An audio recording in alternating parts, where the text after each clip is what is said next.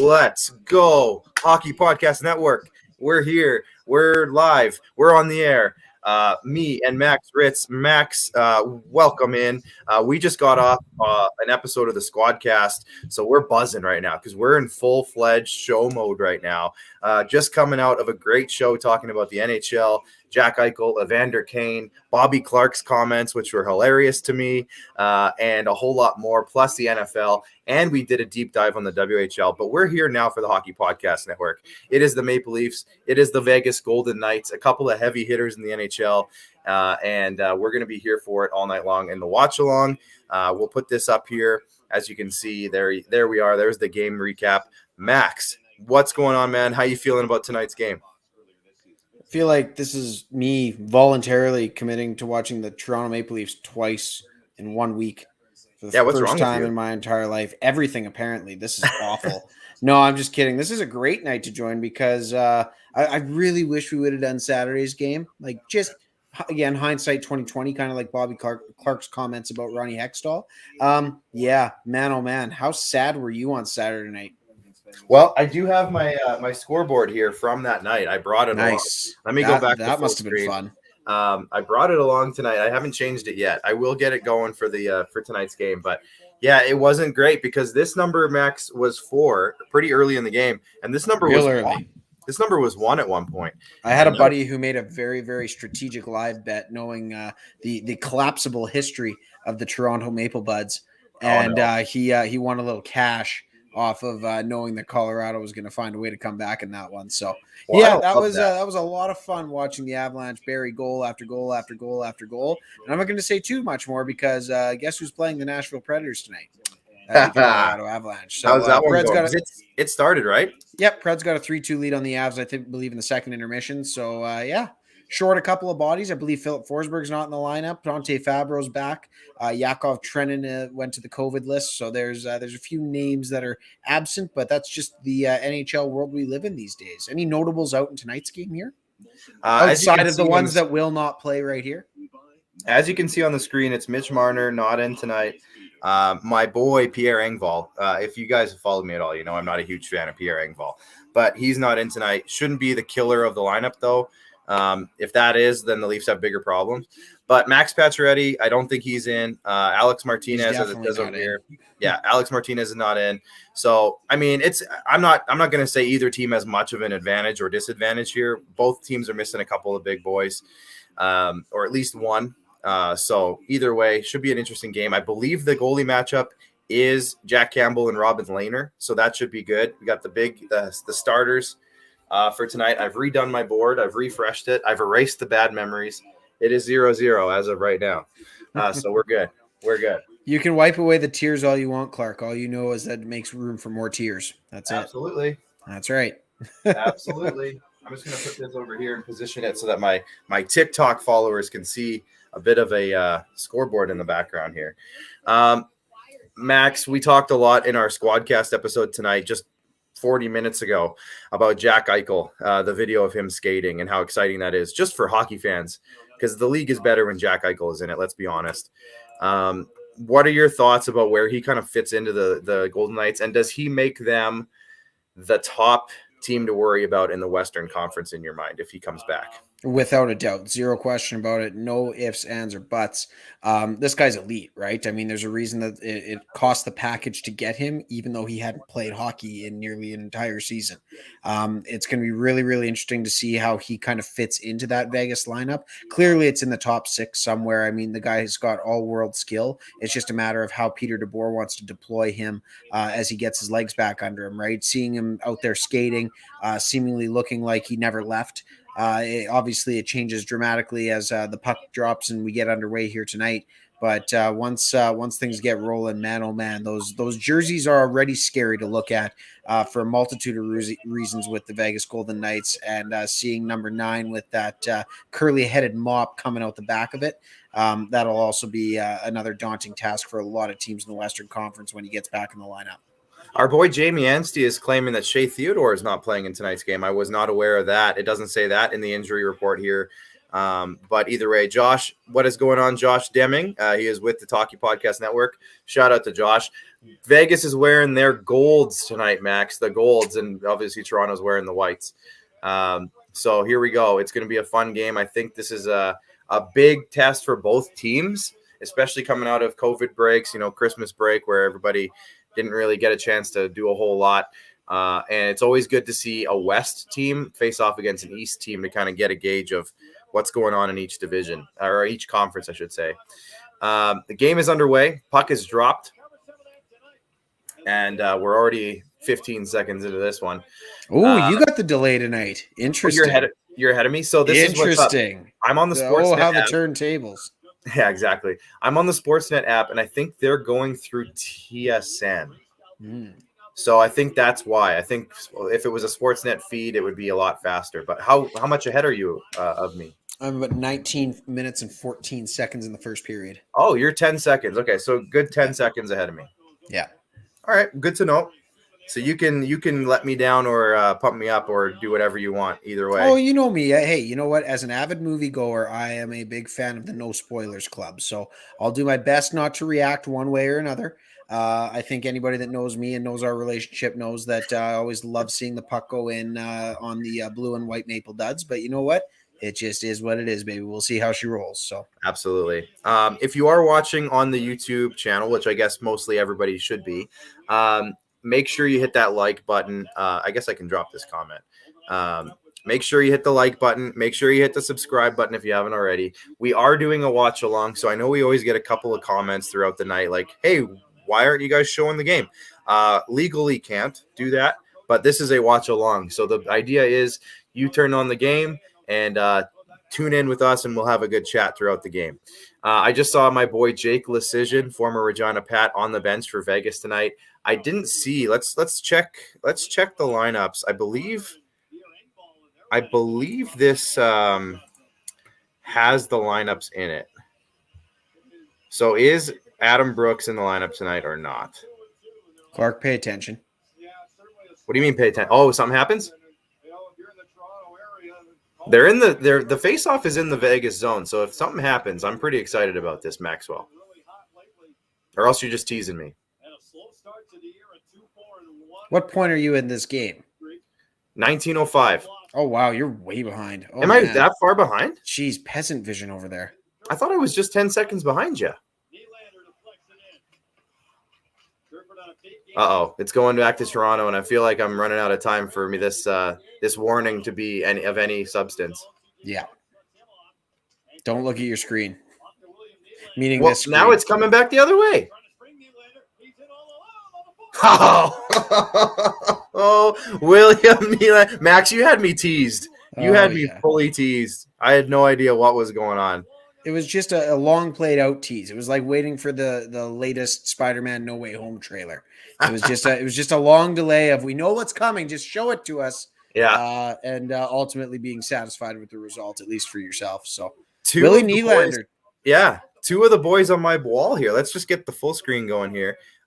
Morgan Riley, there he is, passed it to William Nylander. Good thing I put them together on the wall tonight. Look at that. There's a reason you spent $375 on jerseys, and it's for moments exactly like this. You know what? I don't know if I did on these jerseys. These were all pretty good deals. Nice. Yeah. There's a reason why for that. Yeah, exactly. Let me make sure that we have the right things on the screen that we're supposed to have on the screen. There we go. It's important. It's important when you partner with a network. You make sure you have the stuff on the screen that they want you to have on the screen. This is their show, not ours. That's right. So we're back.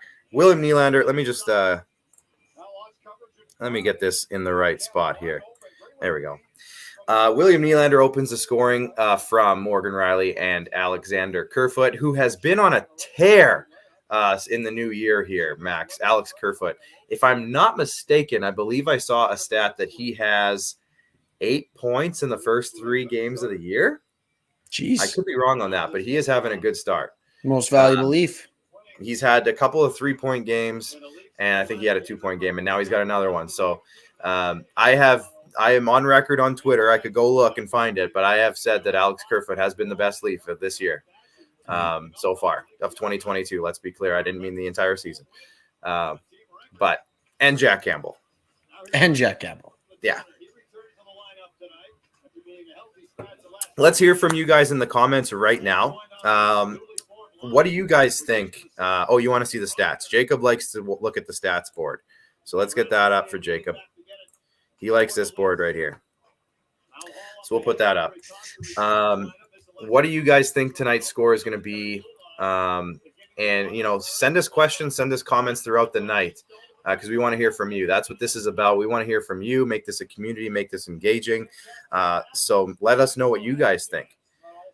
We can actually look at some stats too. We'll do that in the first intermission. We'll look at both teams' stats and kind of talk about each team in the first intermission. Me and Max. We have a special guest coming in the second intermission.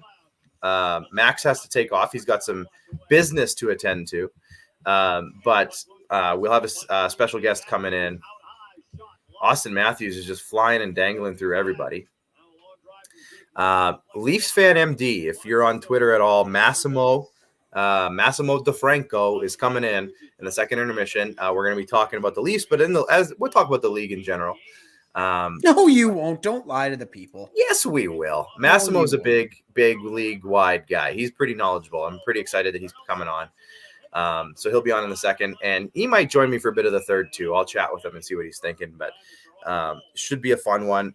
We also have some YouTube or some TikTok questions over here. Mr. Sizz, Mike, what's going on? We just had a good WHL chat on the Squadcast. You missed it, Sizz. But the YouTube channel is THPN. I see Myron put it in the comments here. The Hockey Podcast Network. You can check in over there for like the full kit and caboodle, as they say in the industry. Riding the Wave says almost a minute behind. I think you are. Riding the Wave apparently is Yoda. Almost a minute behind. I think you are. Anyways. I need Mark Stone to score real bad. Not even going to apologize for it because Nathan McKinnon just scored in the Preds and Avalanche game. $33 coming back my way should Mark Stone find a way to find the back of the net. So, well, Max, financial investment.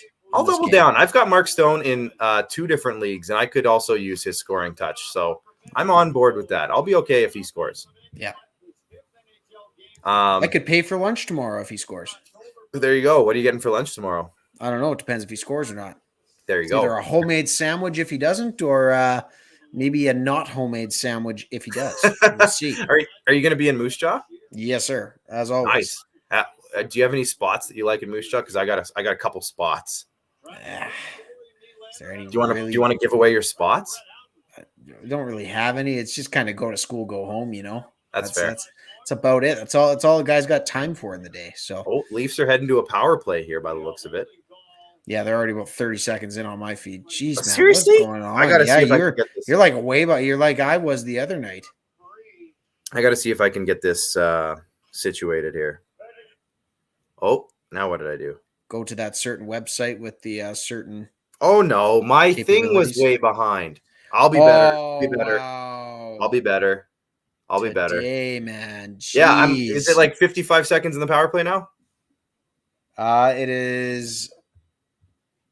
Oh, well, man, that's no fun. Now I'm behind. Uh-oh. But I lost my volume or something. So good thinking I was I'm ahead. telling you, the Sportsnet app has been really good for me this year. Well, there you go. But I lost my audio now. Well, that's never a good thing. No. You don't want lost audio. Nope. And for some reason, it won't let me turn it up. Go, Riley Smith. Go pass the puck to Mark Stone. Let's do it. And I'm gonna stop the stream and see if I can get it back going here. What's a good Wednesday lunch? Like, how Wednesday wings, like that's the thing that everybody goes for typically, right? Like it's Wing Wednesday. Makes sense. It's catchy, snappy, good marketing. You want some wings in Moose Jaw? You got to go to Deja Vu. Yeah, but again, don't got time for that, man. I'm there in, out, fiddler's elbow, go to school, get the grades, go home. That's fair. That's about it. Fair. You're not there to sightsee. No, not at all. Not a lot of sights to see. Mr. Sissons, he said he saw Forbesy, one of the best. Absolutely. I'm a big fan of Dustin Forbes. He was great. It was great to chat with him. He was great. Great to chat with him. They're offering me a $9 cash out on that bet, should I choose to take it. Ooh. That could pay for like a small sandwich. Yep. I messed up. I shouldn't have been greedy here. Now I can't seem to get it at all. Whoa, bro. I know. That's tough. Okay, well, this is fun. So I'll just do play-by-play for you. All right. Sure. I might be back here. I'll get back in a second. Pierre Engvall streaks down the wing, turns the puck over. Mark Stone going the other way. 2-on-0 break for the Knights, and he buries top left corner where Mama keeps the cookie jar. How you doing? See you later. This game. I would laugh. I would think this is funny, but Pierre Engvall's not in the lineup tonight, Max. So. Yeah, well, whatever. You already messed that one up. Well, he's so bad that he did it from the stands. So there you go. Yeah, I have to update my scoreboard. My good friend Dan the Man, he's my moderator over on TikTok. He says, you got to update that scoreboard, Clark. Thank you, Dan. I know you got like 96 moderators. I have the maximum amount. I don't know what that is. 15? What does a moderator do for you? They moderate the comments and stuff. What does moderate? Like what do you mean? They keep an eye on it. Oh, okay. Can't everybody keep an eye on the comments though? No. Oh, okay. They also take care of unruly citizens that are in there making bad comments, and they can block them and mute them and stuff. Dude, you have a Leafs channel. Like bad comments, just go with it. You know, it's busy. Moderators are busy. Kind of like jelly to peanut butter. It just goes together. I think I might be back operational here. We're good to go. It's coming. Either way, Leafs fan 33 says, "You work in the morning? Are you staying up for the whole game?" Yeah. See, here's the thing. I'm in Saskatchewan, so it's only 9:21 here, so I'll be okay. I'll be all right. Only, sir. Wow. It's getting past my bedtime. Wow. Just kidding. I got homework to do after this. Yikes. For some reason, it's like minimizing my volume. What's on your clock now? I've got a Frequency Podcast Network ad, and then a Maple Leafs versus Coyotes ad for tomorrow. Interesting. I'm on TSN4 though. Yeah. Okay. Well, I'm on TSN4 too. Let me just turn up my volume because it's super quiet for some reason. Sorry if I'm getting crotch shots here on the stream. I think we're okay. I'm at 13:15. Am I still behind? I'm at 13:20. Okay, so we're good. We're good. One thing that a lot of Leaf fans have been clamoring about in the last couple of days is the rumors of the John Klingberg trade request. I figured we could talk about that as we watch the game here, Max. And from what have Leaf fans been clamoring about it, Clark? It's a player. If a player requests a trade, Leaf fans ask about it. It doesn't matter who it is. No Leaf. No. Oh, Mark Stone in the slot. Yeah. Nope. No. Mark Stone in the neutral zone. Mark Stone in general. Mark Stone in the locker room at the intermission. Yeah. Absolutely. Jacob says it's only 11:21 for me. Yeah, sorry, Jacob. That's dedication. He's out east. Yeah, he's out east. Attaboy. Jamie Anstey says, let's chat about where Kane is going. Okay, so we got Kane, we got Klingberg to talk about. I'm 30 seconds behind. No, I'm not. I'm at 12:08 on the clock. The whistle just blew. Go Vegas. Matthews just missed too. Jeez. Yeah, how am I always 15 seconds behind you? I don't know. Get the Sportsnet app, man. It's amazing. Sir, I pay for a lot of subscriptions, and yes, like I said, I'm relying on my sports bet tonight to pay for lunch tomorrow. So you need to win a sports bet to pay for the Sportsnet app. Well, exactly. You have the Sportsnet app for Blue Jays games and stuff in the summer, don't you? Well, in the summertime, yeah, because that's when it makes sense to have Sportsnet. It's like DAZN. When the NFL playoffs are over, we're done with DAZN, and then we swap it over for Sportsnet. That's fair. You can watch a bunch of fiscal responsibility, sir. Do you have the NHL app? Yes, that's exactly NHL Live or whatever. Yeah, that's what I have. Okay. So I'm viewing this very strange, heated affair. 2 Leafs games in 1 week. Like, yeah, what are you doing with your life, man? Gosh, I really don't know. I'm gaining a lens through your perspective, and I'm like, there's so many other things I could be doing. You're starting to like it, though. I could be watching the Preds game. It's true. Now, in fairness, I offered to stream the Preds game tonight. You did offer. No. But that's either way. It all worked out. I was like, hey, you know what? Do it for the clicks, right? Yeah. Yeah, the clicks. That's the most important thing. Yeah. Marcus Hunt's checking in, saying hello. Matthews rings the post, says Rick Smith. That was just about a minute ago here. Matthews' shot is, oh my God, it's every time. It gets me a little emotional every time. Really? Even when he doesn't record a shot on goal? Yeah, every time. Guys, if he's a little bit better, he probably, records a shot on goal at least. Well, if he misses, that's why I cry. You see. Oh. You see how that works. 43. How's that number not retired? Mike Sisson says, I switched over to YouTube. These black helmets and black pants just ain't working for me. I don't mind this kit, as they would say in England. What do you think, Max? Do you like the Vegas stuff? Well, no, because I have a very I guess knowledgeable way of. Remember then when the Preds, before they switched to having the gold helmets, like the ones that actually match their jersey, not the chrome domes that these guys got occasionally from time to time. But the Preds had like the navy setup, and it wasn't black. It always, exactly. It just looks so weird. But if you watch when they do, like, again, I pay attention to this stuff because I'm weird. It's actually like a deep charcoal helmet. It's not quite black, but I think the pants might be. So the whole tricolor setup, that's what doesn't work for me. The Leafs are going to be heading to another power play here. Oh, geez. Sun always shines on the Leafs. A 2-on-1. Bunting got a nice little pick off in the defensive zone. Got it out to the neutral zone 2-on-1.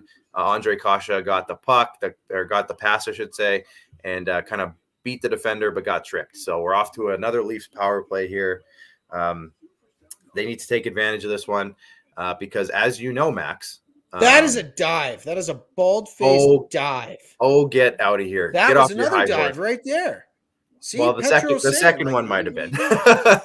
Come on, 2 minutes for embellishment. Square them up. Let's go. Coincidentals. Easy. The second one might have been. The score is 1-0. Now I have my scoreboard back here. You probably can't see it on the stream very good, but it's hard to see on my TikTok stream. But I'll try to show it as much as I can. We are live on the Hockey Podcast Network. Make sure if you are interested, Max, you were talking about some bets earlier. Here's a segue.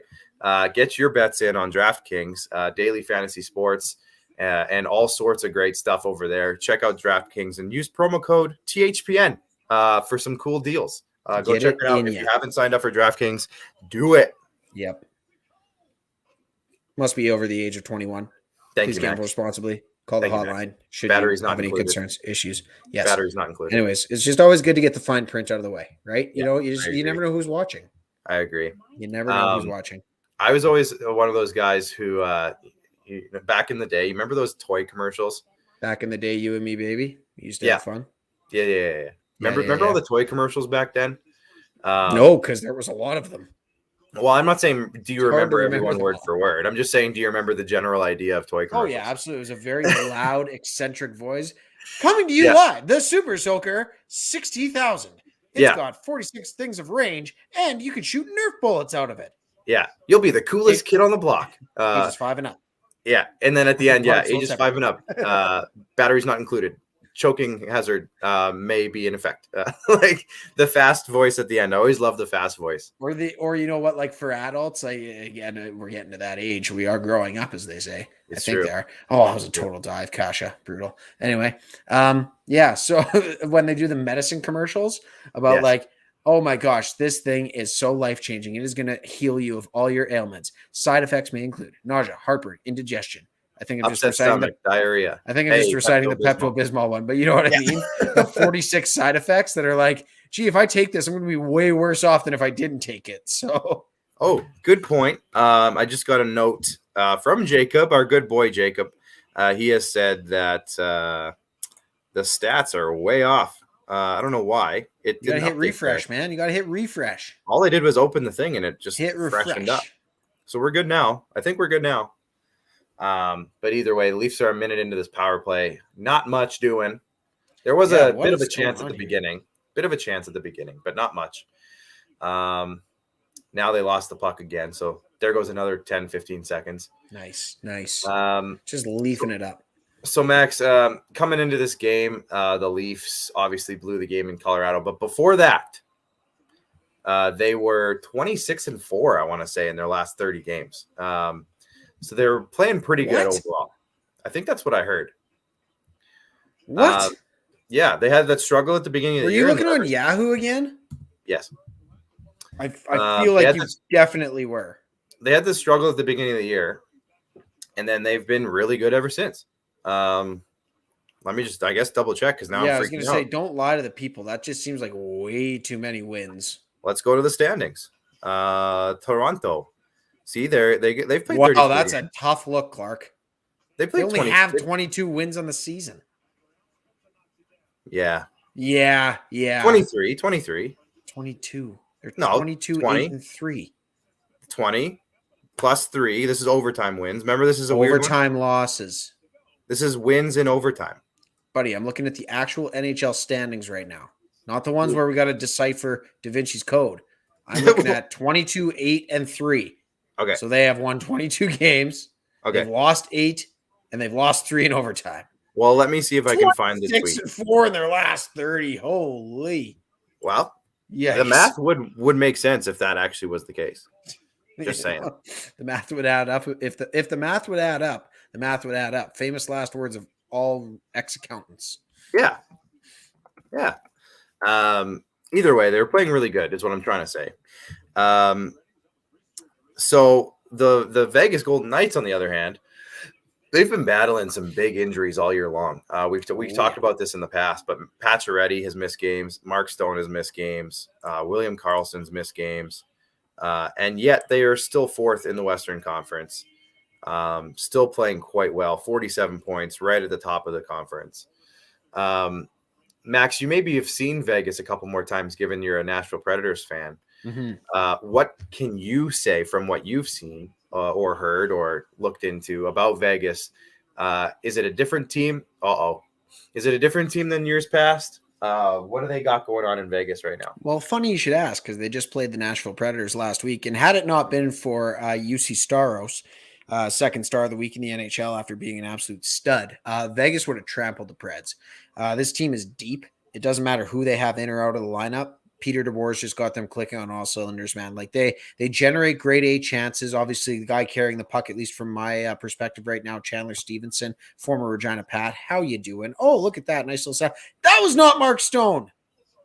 No, he's on the ice, but he didn't get the goal. Brutal. Yikes. No, that was Keegan Colasar. Yeah, who Tanner Jeannot dummied in a fight in that game, by the way. There you go. Anyways, no, you know what, man? This Vegas Golden Knights team, with or without Jack Eichel, Max Pacioretty, you can just see it, right? Just on that goal, right? They can do it pretty. They can do it ugly. They wear you down. They're physically just a beast of a team to play against. Alex Pietrangelo, even though Peter Forsberg made him look like his, 6-year-old son when he dangled him last week.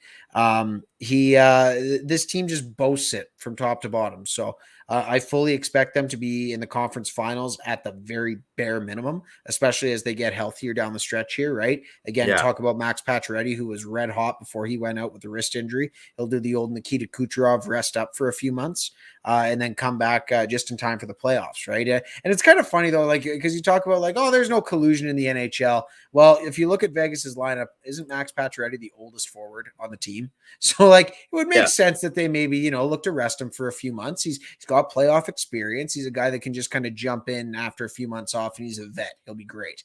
But especially welcoming back Jack Eichel into this lineup.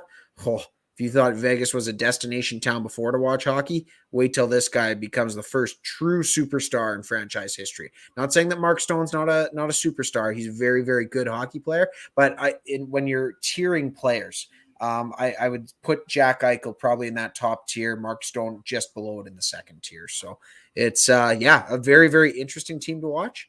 And I fully expect them to be a juggernaut in the Western Conference all the way through to whenever their season ends, whether it be with them going home late in the playoffs or with them raising the Stanley Cup over their heads.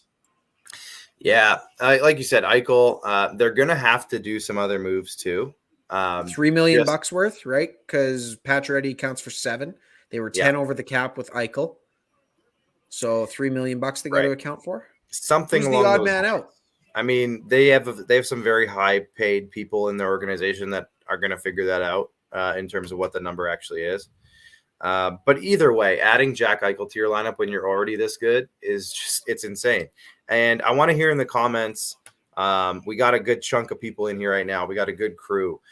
Do you guys think that they will put Eichel on a line with Pacioretty and Stone and make that super line? My opinion is that they won't. I think that they're going to put Chandler Stevenson back on that line when everyone's healthy because he's been so good this year. Go look at the numbers, and we can show it to you guys in the first intermission. We'll have another look. Chandler Stevenson's like a point per game for the Vegas Golden Knights this year, having a great season, having a renaissance type of season for him. He's not that old. It's not like he's a journeyman at this point. He's still in his mid to late 20s, but he's filling a role that they needed so desperately badly. And you just take him out of that spot just because you add Jack Eichel, even though they're playing really good together? Or do you put Eichel with Marchessault and Smith, or Marchessault and somebody else? I have a feeling Riley Smith might be the odd guy out in terms of a trade.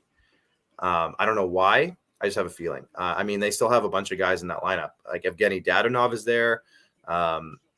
I mean, they have some good players. So here's the thing that you got to think about with Vegas, though, right? And it does just so happen to line up that Riley Smith had a modified no trade clause for the last 3 years of the 5-year deal that he signed. In the final year of the deal, he has no trade protection whatsoever. So there's no ties there. And he's a guy that's performing admirably for them, right? He's a guy that you could definitely see for getting so long for them. Absolutely. Yeah, you could see getting some value. But here's the thing about Vegas, right? And again, the thing that I admire about them, but at the same time, I'm kind of like, yeah, especially if you're a player, right? Riley Smith, been there literally since day one with this organization.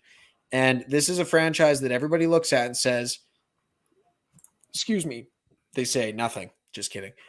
They say you're never comfortable in Vegas, right? You're comfortable with living, you're comfortable, but how long are you actually going to be there, right? There's been so much turnover on this team.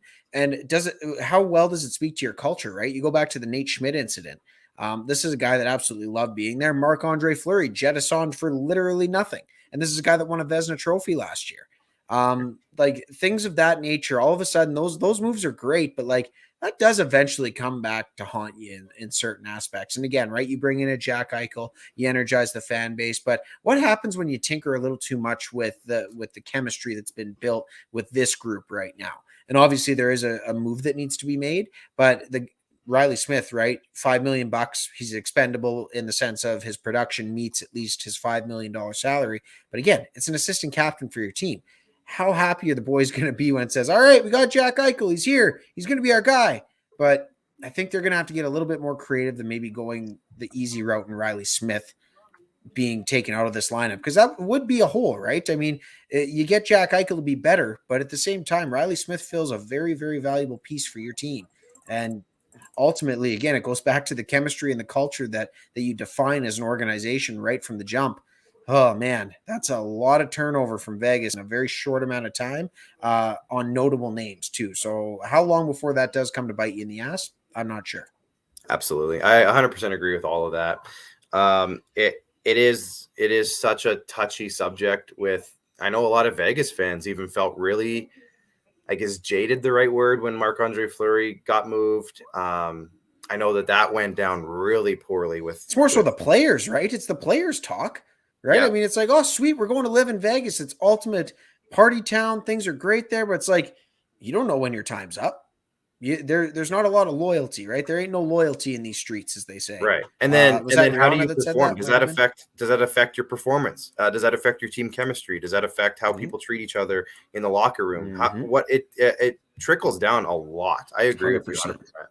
So that's kind of what I'm looking at. But ultimately, when it comes to Jack Eichel, right, and where he's going to slot in the lineup, this is where it is valuable to have a coach as experienced as Pete DeBoer, right, who was there in the Thornton and Marlowe days while they were still kind of at least in the just before the twilights of their career. He's going to know how to interchange these guys. He's going to know how to press the right buttons where, you know what, if Chandler doesn't have it one night, you could easily swap centerman and bump Chandler down to the second line, throw Jack up on the first. You need a goal. Jack Eichel's going to be your guy, no questions asked. But that's going to be, again, right, when it comes down to the final 2 minutes of a game, you need a goal. You could arguably throw both of them out there. Those are two guys. You could throw William Karlsson out there. Absolutely. Let's not forget about William Karlsson, former 40-goal scorer. Yeah. I look at that guy. I'm like, if you could find somebody to take his contract on. Well, maybe he's the guy. He might be. $5.9 million. 29 years old, modified no trade clause. Man, that was a big ticket that he signed. He's signed all the way through 26, 27. He earned it, though. Well, he earned it for one season. Yep. I mean, Jeremy it's Corrigan. been in steady decline since that first year. That's true. Our boy Jeremy Corrigan's checking in over on TikTok, and he says Eichel Mania is going to run wild on the Pacific Division. Love the Hulk Hogan reference there. Keelan is sending in some stuff. Thank you, Keelan. Appreciate that, buddy. If you are watching on TikTok and you're kind of confused about what's going on, we're live over on YouTube on the Hockey Podcast Network, THPN on YouTube. You can head over there, check in. We're doing a live watch along to the Leafs in Vegas game, so you can check in there, and we're having a good time. The Leafs and Vegas game is at 1-1 right now. Hope you didn't take the over on shots. I know, 5 shots apiece, I was going to say. 3 minutes and change left in the first period, depending on which feed you're watching on. YouTubes? Yes, Jeremy, YouTubes. Check over on YouTube, THPN. You can check us out over there. And if you are watching on YouTube and you haven't yet, hit that like button, hit that subscribe button, and let us know what you think. Send in some comments throughout the night. Ask us some questions. Ask us some discussion topics if you want.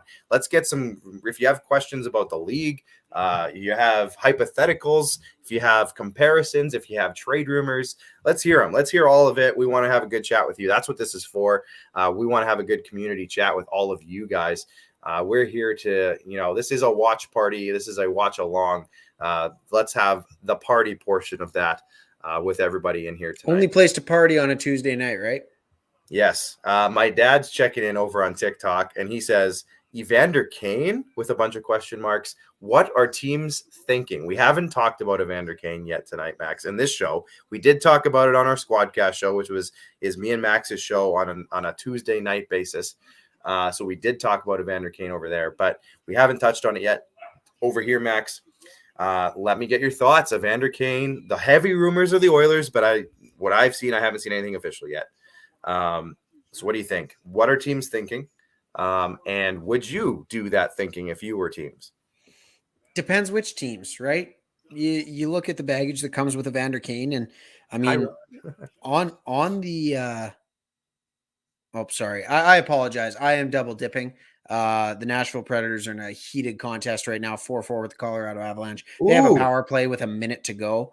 All right. It's not setting up super well, but this has been, at least goals against wise, this is typically one of those ones they've been reliant on UC Saros to stop nearly everything. Preds have had to score some goals to stay in the contest here, so I'm hoping they can find a way to get this one done. Regardless, Evander Kane. You can be our out-of-town scoreboard, Max. Keep an eye on. Heck yeah, I can definitely do that. 4-4. Nothing's happening on this power play. I want to pierce my eyeballs out. But anyways, so when it comes to Evander Kane, though, yeah, you know what? Like going back to the Oilers rumor mill, it certainly makes sense for them, right? In the sense of what they need from a hockey perspective. Do they have a strong enough locker room to handle it? That I definitely question.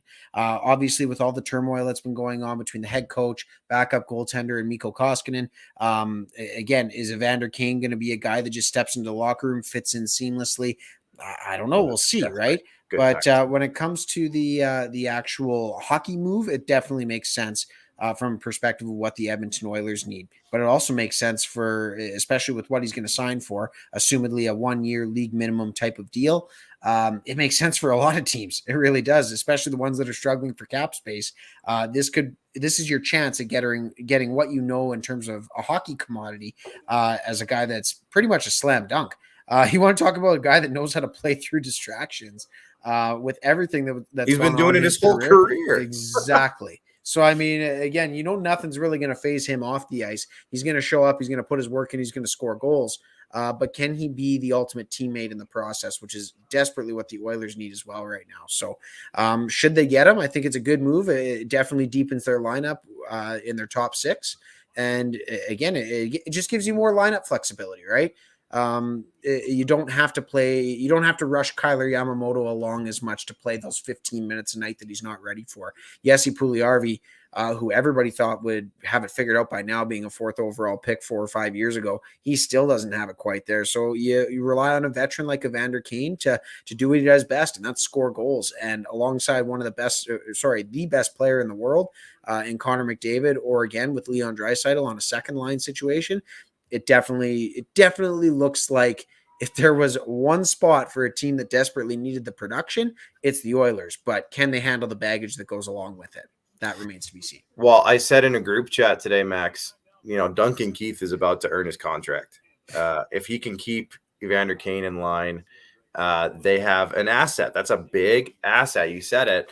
If you took everything out of Evander Kane's equation and just took his on-ice stuff, he's a perfect fit for what Edmonton needs. If Edmonton's the team, again, I don't think it's actually happened yet. Please let us know if you've seen it officially. We'll have to edit the first 15 minutes of our show if that doesn't work out that way. It might not happen for the next 24, 48 hours, but that's what we're hearing is that everything, all signs are pointing towards Edmonton. So I will say this: I do have trust issues with Tim Peel for very obvious reasons. Hey, friend of this, I got his number. We can get him on the show and have a chat with him if you want. Yeah. Hey, Tim. So I get that you've probably done this 600 times in your career, but why was the one that you got caught in a critical moment in a Nashville Predators game? You know what? Riddle me that. Now I want to have him on even more. That question will go over well. There's some heat involved now, and I want to get him on even more. No, I'm a total keyboard warrior. I wouldn't have the how they say Hakuna Matatas to ask him that live. I hear you. I know myself, self-awareness. But no, it's a thought. It's a thought that's crossed my mind a time or six. Let's have a look at the stats here. I just got a question over on TikTok. What did you think of the first period? Well, let's have a look. As Max said a minute ago, it's not much of a shot race tonight. 8-5. I guess the Leafs kind of peppered a few on late in the period, so they got the advantage there. Block shots. Vegas is all over the shooting lanes tonight. Max, look at that number: 11 block shots as a team already. They do it defensively. They do it offensively, man. Top to bottom. Yep, they like to plug those shooting lanes. They got a lot of big bodies over on Vegas, so they get in the way easy. Vegas has already taken two penalties. Sorry. Now, was their goal Keegan Colasar? Was he on the power play? Was that a power play goal? Looks like it was. I don't believe so. Was it? It looks like they're 1 for 1. They had a power play? Yeah. I thought that was the Leafs' MO tonight. Either way, the Leafs are leading 62% in faceoffs already. And the Vegas has got to clean up some giveaways. They have 8 giveaways already in tonight's game. So very interesting. Also, you know what, Max? I've always found this really interesting. The giveaway stats and the takeaway stats aren't the same. I just always found that really interesting. You think if it was a giveaway, it would also count as a takeaway? No, as a takeaway. But you know what? Not all giveaways are created equal, though, right? I guess. Ultimately, I'd love to get in the be a fly on the wall of the people who have to decide what is which one. Yeah. So what did I think of the first period? I thought that, the Leafs came out and had a nice start. Their power play was not looking too sharp tonight already. But it's early. I guess they still have time to kind of get it back on track. Overall, the rest of the period, 5-on-5, they're playing okay. Nothing too crazy. I thought it was a pretty, like Max and us were saying, the shots, now it's 8-6. They added another shot onto Vegas. So, shots, there weren't a ton. It wasn't a ton of stuff going on. And Vegas is kind of just blocking a lot of stuff. As I mentioned, they're plugging lanes. They're blocking chances. They're getting in the way. Which I guess is what they're paid to do. Let's look at the players. I want to not this one. I want to look at the. What do I want to look at? I want to look at the standings again. How many wins do the Leafs have, Clark? They have. How much did you say? 47. Did you say they had 47?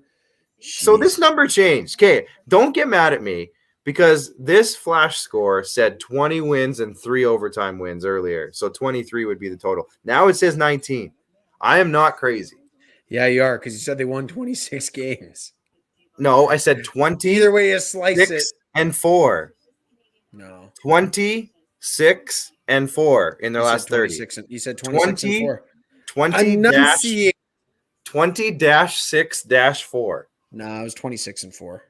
Okay. See, now that I'm getting that we had a mishap in communication, this makes a lot more sense. You thought I was saying 26. Yeah. 26. You haven't been the most reliable person when it comes to looking at standings in our relationship as co-hosts on the show. And now Flash Score is letting me down because they're giving me wrong numbers. So I feel even worse. Anyways. Hey, you know what? E for effort, as they say. Right? I'll take it.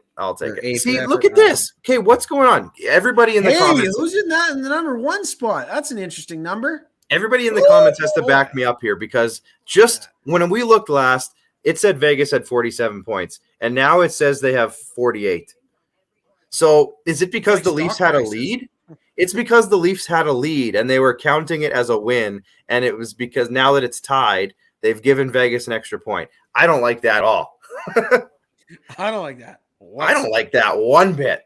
The Manimal says, I need one of those arena jerseys. Yes, you do. It was pretty cheap when I got it. I'm telling Definitely you. not an arena jersey. It's an Aretna jersey. Aretinas. Top scorers. Is this what we're looking for? I think so. Let's look at Vegas. Yes, this is what I wanted. Let's go over so we can see them. Oh yeah, this is it. Dolly. Now, if Preds you look are on at the power play in overtime.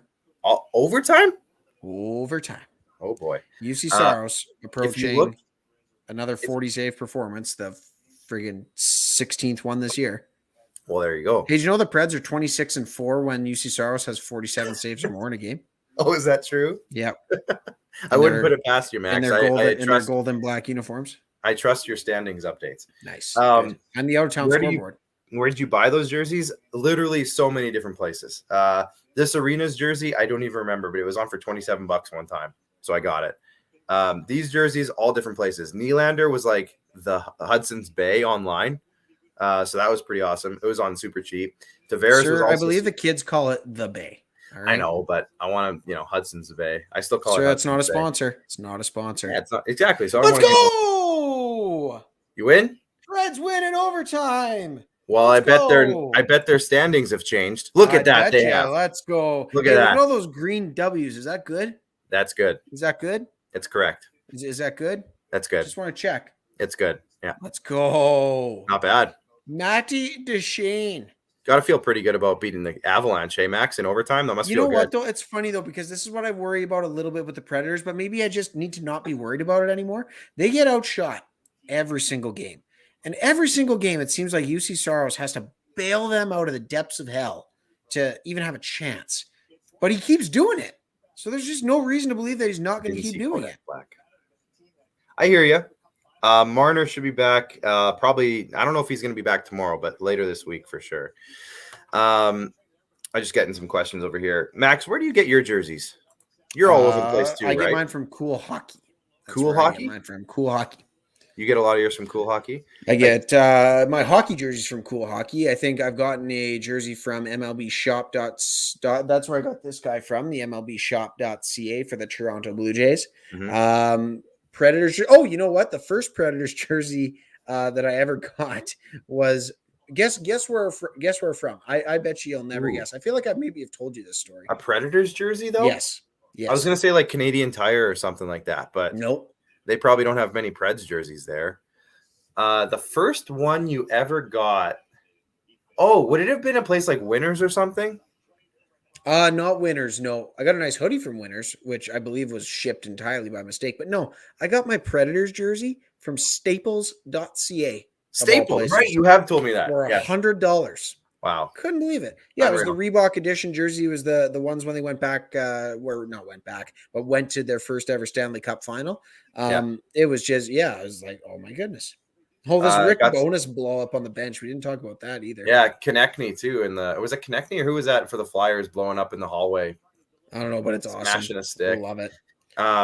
Lids.ca. Fun story, Max. I was getting a little curious the other day about getting maybe another purchase under my belt. And I was looking for some Atlanta Falcons hats. Yeah. And I was on lids.ca because I was like, hats, lids, that makes sense. Lids.ca. I got no problem with where you're shopping. I got a problem with what you're shopping for. I hear you, buddy. I hear you loud and clear, buddy. Interesting. But then I was like, you know what? I was just at Jersey City the other day because my wife got me some jerseys for Christmas and I had to return 2 of them because she got duplicates, which is fine. Long story. But I was at Jersey City. So I'm like, oh, you know what? I'll look at Jersey City's website. I want to see what they have. It went to Lids. Jersey City is owned by Lids. You didn't know that? No, I forgot. And then the other one I also look at sometimes is who else is connected to Lids? Fanatics. So they're all the same website. So it's like, just go to Lids. You'll find something. Fanatics just struck a deal with, what was it? Tops or Tops. Yeah, went in there and oh geez, what's his name? Michael Rubin, I believe, is the guy that is the owner of Fanatics. The ultimate entrepreneur in my eyes, because if you could be any entrepreneur in the world, I would not be Bezos, I would not be Musk, I would be Michael Rubin, the creator of Fanatics. Yes. How he got the capital and the distribution deals and the partnerships and the strategic risks that they've taken. It's everything I wish I could be in an entrepreneur, and more in terms of just like the sporting memorabilia and apparel landscape. I think they went in and they absolutely fleeced Tops. Tops had like a $1.3 billion valuation last year. Mhm. And then Michael Rubin says, oh, well, I don't want to buy the rights at that price. So I'm just going to negotiate with the leagues, get all the licenses, and essentially run Tops out of business in 4 years when when the licenses expire. So he just went in and bought Tops for a cool, like, I think it was 500 million. So less than half of what they were valued at just over a year ago. Mhm. Like, Michael Rubin, you sly dog, you. And the thing about that too, I'll give him a lot of credit because the card business is booming again. Booming. Back to booming. Like really recently booming again. And I just heard something not that long ago that like Upper Deck, I want to say maybe, or what's the other one? There's a third one that's really big. Upper Deck, Tops, Fleer. Fleer Ultra's a big one. There's quite a few card brands nowadays. Maybe it was Upper Deck. It's just a matter if you have the licensing or not, because then you have to Photoshop the images to take the teams and stuff off. I've seen a lot of those cards out there. Mhm. There's some really nice Toronto Blue Jays Bo Bichette, like autographed, certificate of authenticity, like 1 of 5s, but because they don't have the rights from Major League Baseball, they can only use the player's likeness. They can't use the actual team and imagery. And to me, that dilutes the product massively.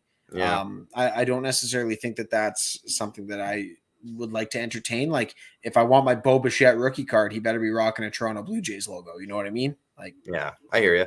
One of the companies, though, I think it was Upper Deck, like I swear was on the verge of bankruptcy. Mm-hmm. And probably, like you said, Topps value went down recently and they swooped in and snagged it. And now they're going to blow it up again. I know it. Oh, man. Well, look at Pokemon cards. Logan Paul single-handedly revived Pokemon cards. I know that he didn't do it on his own, but I just mean, like, that's where I found out that all of a sudden that business was back to being one of the top ones that you could possibly get. Mm-hmm. It's crazy. It's unbelievable. Shout out to Son of a Fitch on TikTok. He's checking over there. That's provocative. I know. And it gets people going. Mac, what is up with you? Tirif? How's it going? Let us know where you're watching from on THPN, on YouTube. Put in the comments right now. Where are you tuning in from? We want to see kind of the range and scope of where everybody is. Also, send us some comments. Send us some questions. We want to just hear from you guys in general. This is a watch party. You are the party. We want to hear from you. Blow up that comment wall right now. And make sure you hit that like and subscribe button on THPN. And also check out, where am I? DraftKings, promo code THPN, the Hockey Podcast Network. Somebody's checking in from the Philippines over on my TikTok channel. Just saying. We've gone international. Jacob's in Nova Scotia. Andrew's drinking some decaf coffee from Oakville. Nice. Why not? Why not? Why not? Exactly. Hey, should we take a break before this intermission ends so we can get right back for the start of the second period? Yes. We will do that right now. Let me just get to the page. We're going to hit a break. If you're on TikTok, I won't go anywhere. But if you're ever on YouTube, we're going to see you in about a minute. So we'll see you guys for a busy second period. Leafs, Vegas. I was going to say Predators because we were talking about them in the intermission. Leafs, Vegas, 1-1 going into the second period. We'll see you guys in a minute.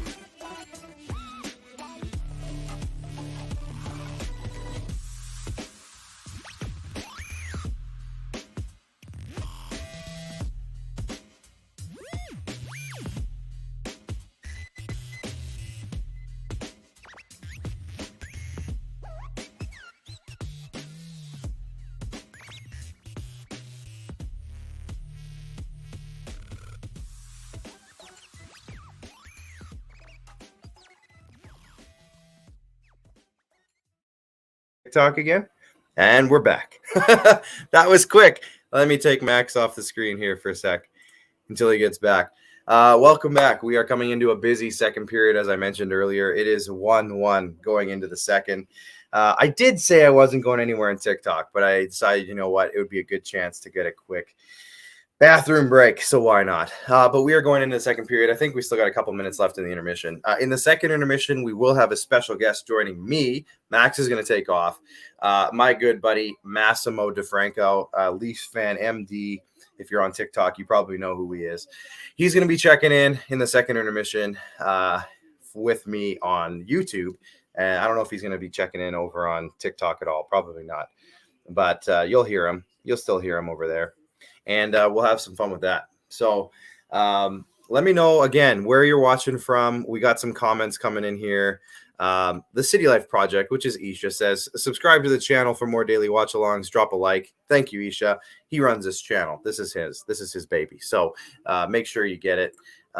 Hit that like button. Hit that subscribe button. He's checking in from Vancouver Island.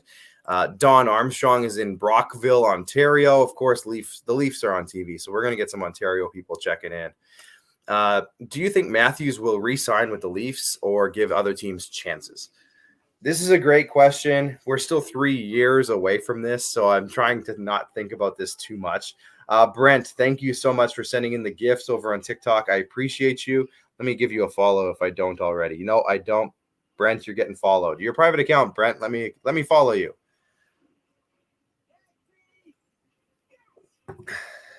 Sounds good, Brent. Thank you so much. Appreciate you.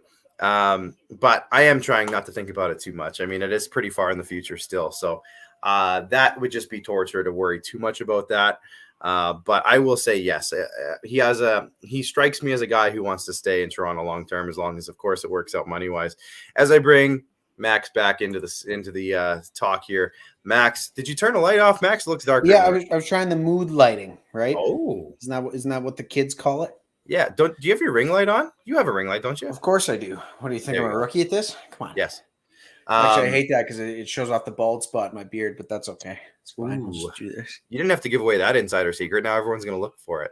That's fine. Jamie Anstey says, I'm in Medicine Hat. No, you're not, Jamie. You're in Halifax. We make a joke every show that back in NHL, like 2009 or whatever game it was, you could play as junior teams. And Rod Peterson, show I work for, Rod Peterson is the host. He used to be the voice of the Regina Pats. And Jordan Eberle was on the Regina Pats, of course. And he used to play on, I want to say they had on the bus, they had a TV or something, and they used to play it on the bus. And his story is that Ebbs would always play as the Pats, and Rod would always play as Medicine Hat Tigers because he has some family from Medicine Hat, but also because the announcer would always say, the Medicine Hat Tigers, and they would always say it's super weird. So he's like, I just think it's hilarious how they say it on the game. So he always picked Medicine Hat. So that, anyways, you look like Leafs media. Well, thank you, Andrew. I appreciate you. I don't think Leafs media wears jerseys and hats and has jerseys in the background and stuff, though. Typically, they're a little bit less journalistically biased than me, more or less. You would think, anyways. I'm just looking at some comments on here. The game's back on, and I got some comments over here about somebody scoring a goal, but I don't think I've seen anything happen. Mark Stone. Not Mark Stone. Oh, why not? Chill. Just take a chill pill over there. Let's get the stats back up on the screen for the people who are watching on the tube. We'll get the matchup with the stats because Jacob likes the stats. Let's get that back up on the screen. Stats. Everybody. Exactly. My keys to the second period, I would say, is just for the Leafs to find some space. I mean, they've gotten a couple of breakaways this game, but outside of that, like I was saying earlier, Vegas they just do such a good job at clogging the lanes, cutting off passes, making it really hard to get a shot off just by being in the way. It just happened just now. William Nylander from the top of the circle goes off a skate and into the netting. Vegas is so good at that because everyone on their team is they have such a big team. There's so much size on Vegas, and they're so good at that. And that's why, they're such a good defensive team, typically, because they can just shut you down in that way. They're good at it. Just like the Nashville Predators, but in a different way. Nashville does it in a different way, I feel like. But they rely on one guy named number 74 to shut down everything. Just kidding. 59 is pretty good too. Roman Yossi, you might have heard of him. He's a good player. Good player. He's a good man. Good man. You need a lot of good players, good men. Yes, I'm getting some messages here. We can bring guests on. We have some guests planned, as I mentioned. The second intermission, we'll be bringing on Massimo DeFranco, Leafs fan MD from TikTok. He'll be talking about the Leafs and other things. We'll probably get some Evander Kane talk in there. We talked about Evander Kane earlier. One thing we didn't talk about, Max, is John Klingberg and the rumors that he was requested a trade out of Dallas. Again, I said that there's a lot of Leaf fans. Obviously, anytime a trade request comes up, Leaf fans get super excited. I'm trying to not get too much excited about this one. I don't think that Klingberg is necessarily the right move right now for Toronto. I think there's other guys that might make more sense, but at the same time, Klingberg's pretty good. Do you have a spot around the league that you think Klingberg might fit really well, or might like a team that might want to go after him? Well, I feel like there's probably 31 other teams. He's that kind of guy that would like to go after him. Who can actually fit them in their cap structure? Who actually needs an offensive defense? Well, he's more of a two-way defenseman. He's pretty offensive. I looked at his numbers. He has 5 40-point seasons. Yep. 2 recently 30-point seasons, but both of them were on pace for 40. Just cutoff seasons, of course. And this year he has, I think, 16 or 17 points in, I want to say, 24 games. But he's been getting benched.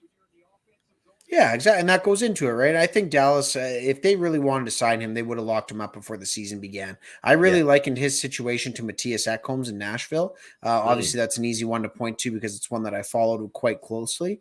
But when it comes to Matthias Ekholm and what he provides, it's some similar attributes to what John Klingberg does for the Dallas Stars.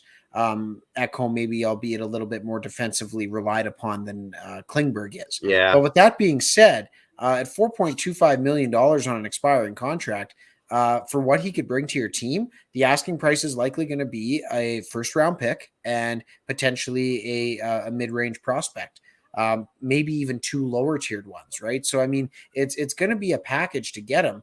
Now, if Dallas retains on that and even maxes out the value even more for a team that's a little bit cash-strapped, that needs an offensive defenseman, I don't know. It's a very, very interesting situation. Hey, Valerino, what's up, buddy?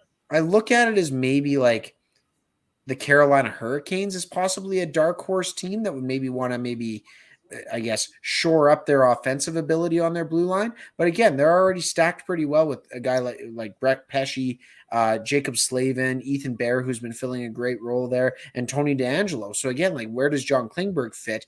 I don't necessarily know. It's if you want to have that surplus in that area offensively. But the thing is a lot of these teams that are contending for playoff spots, you're already pretty well suited in the areas that John Klingberg brings to your team. So I don't know. It'll be really interesting to see where he lands, if he lands anywhere. But I know that as soon as the TSN trade boards come out, he'll certainly be near the top of the list, without a doubt. I put out a video the other day over on TikTok, and I said my 2 teams where I could really see him going. Number 1, Pittsburgh. Pittsburgh doesn't have a ton to give up.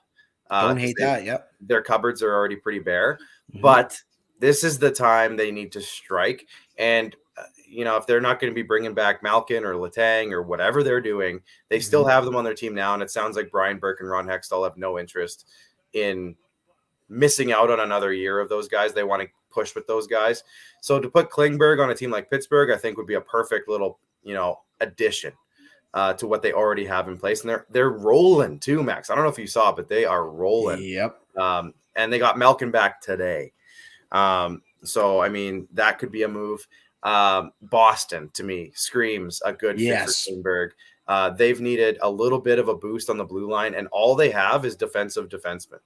And I look at Jake DeBrusk in a first-round pick. That might be a great trade for both teams. Zach Senyshyn asked for a trade. Maybe throw him in there.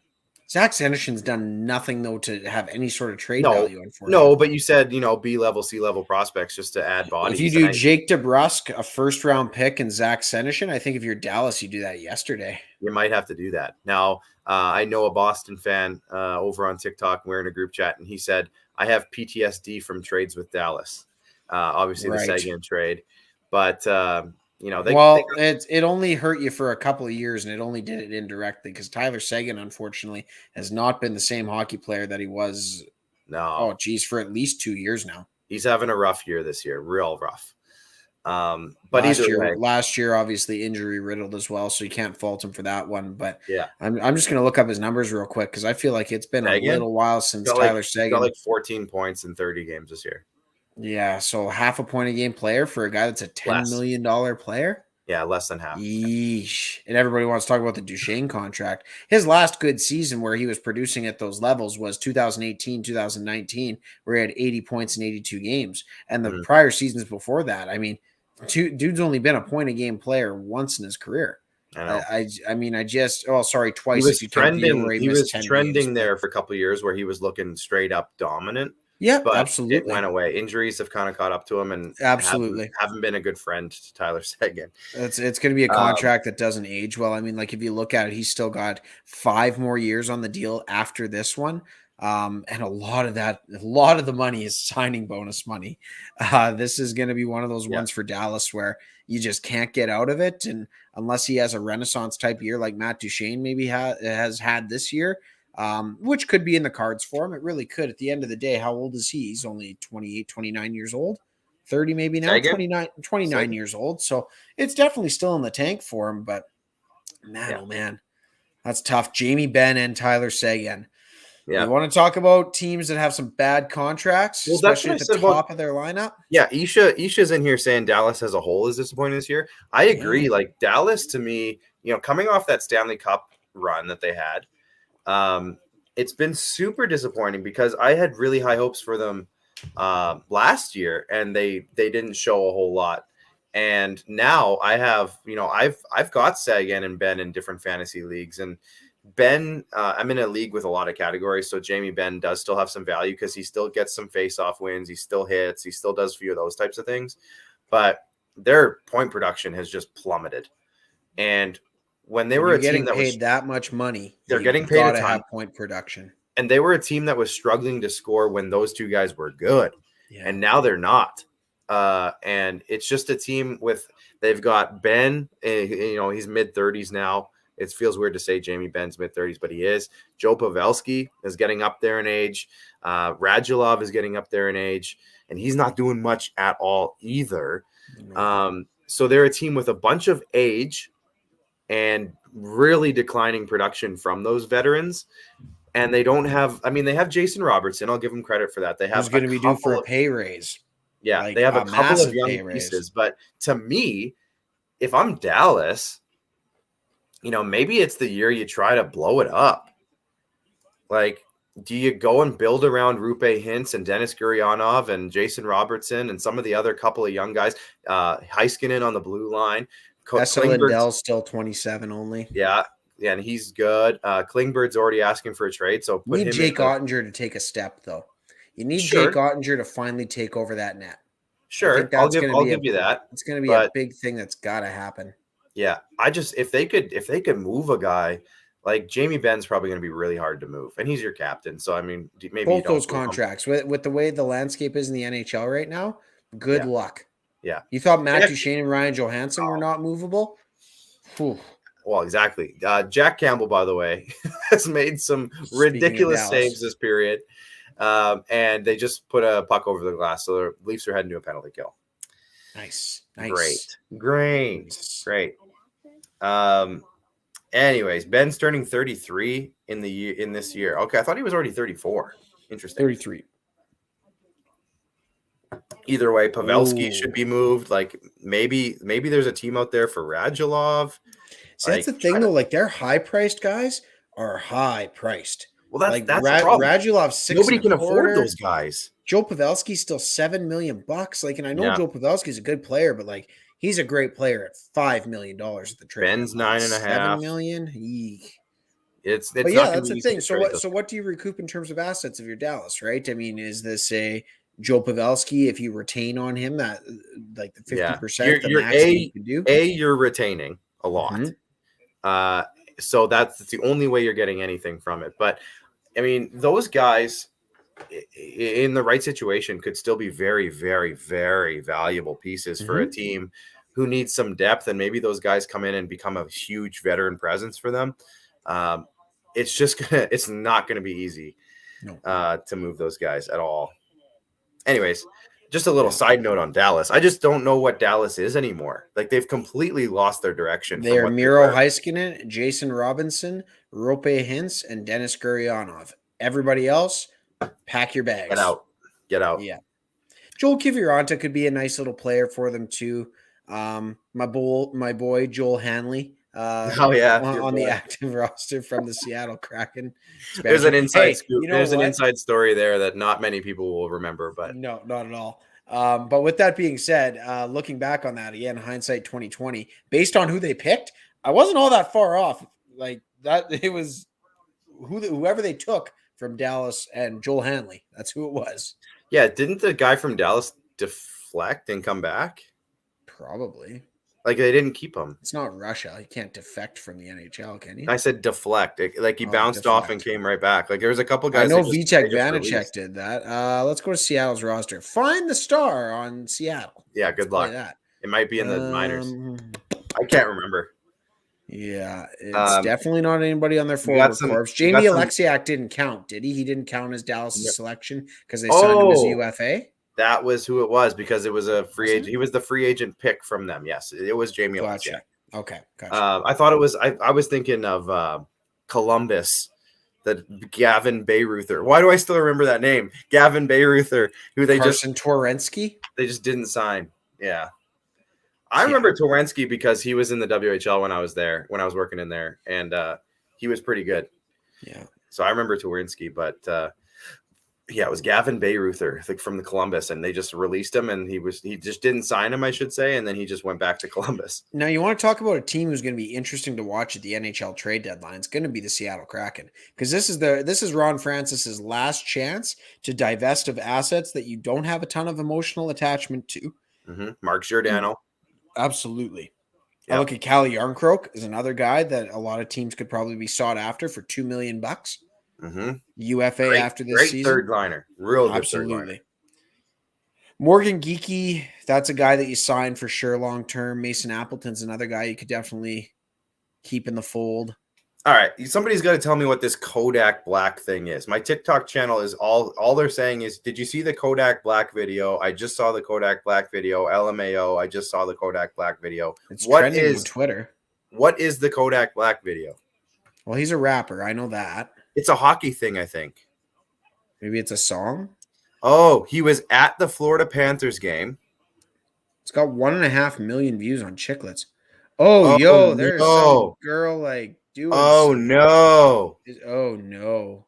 Well, we're not showing that on YouTube. Is there things? Is that? Yo, is he like doing the deed? I think so. Is that like? Whoa. I think that might be happening. That's not just. What am I watching? Spittin' Chicklets just retweeted it. Get Kodak on the pod. Wow, Rod's there. I should just. Our host of our show is there. Like we should just get him on the case. Like what's going on here? Biz nasty. Oh no. Pretty. Oh no. Okay. Well, this isn't our show, so you know what? Maybe we're just gonna hold off. Let's keep it a little bit. Go to PG. Twitter and read through the comments. This is one of those ones where you just want to read through the comments. It'll has been added to the COVID-19 protocol list. Is that the one you're talking about? No, Biz at the top. Biz tweeted out Kodak Black has been added to the NHL's COVID-19 protocol list. Just go to Spittin' Chicklets tweet about it, and then look for Biz's reply. So go to the Spittin' Chicklets tweet and then look at his response. Yeah, and then look at Biz's response. Okay. Pretty sure.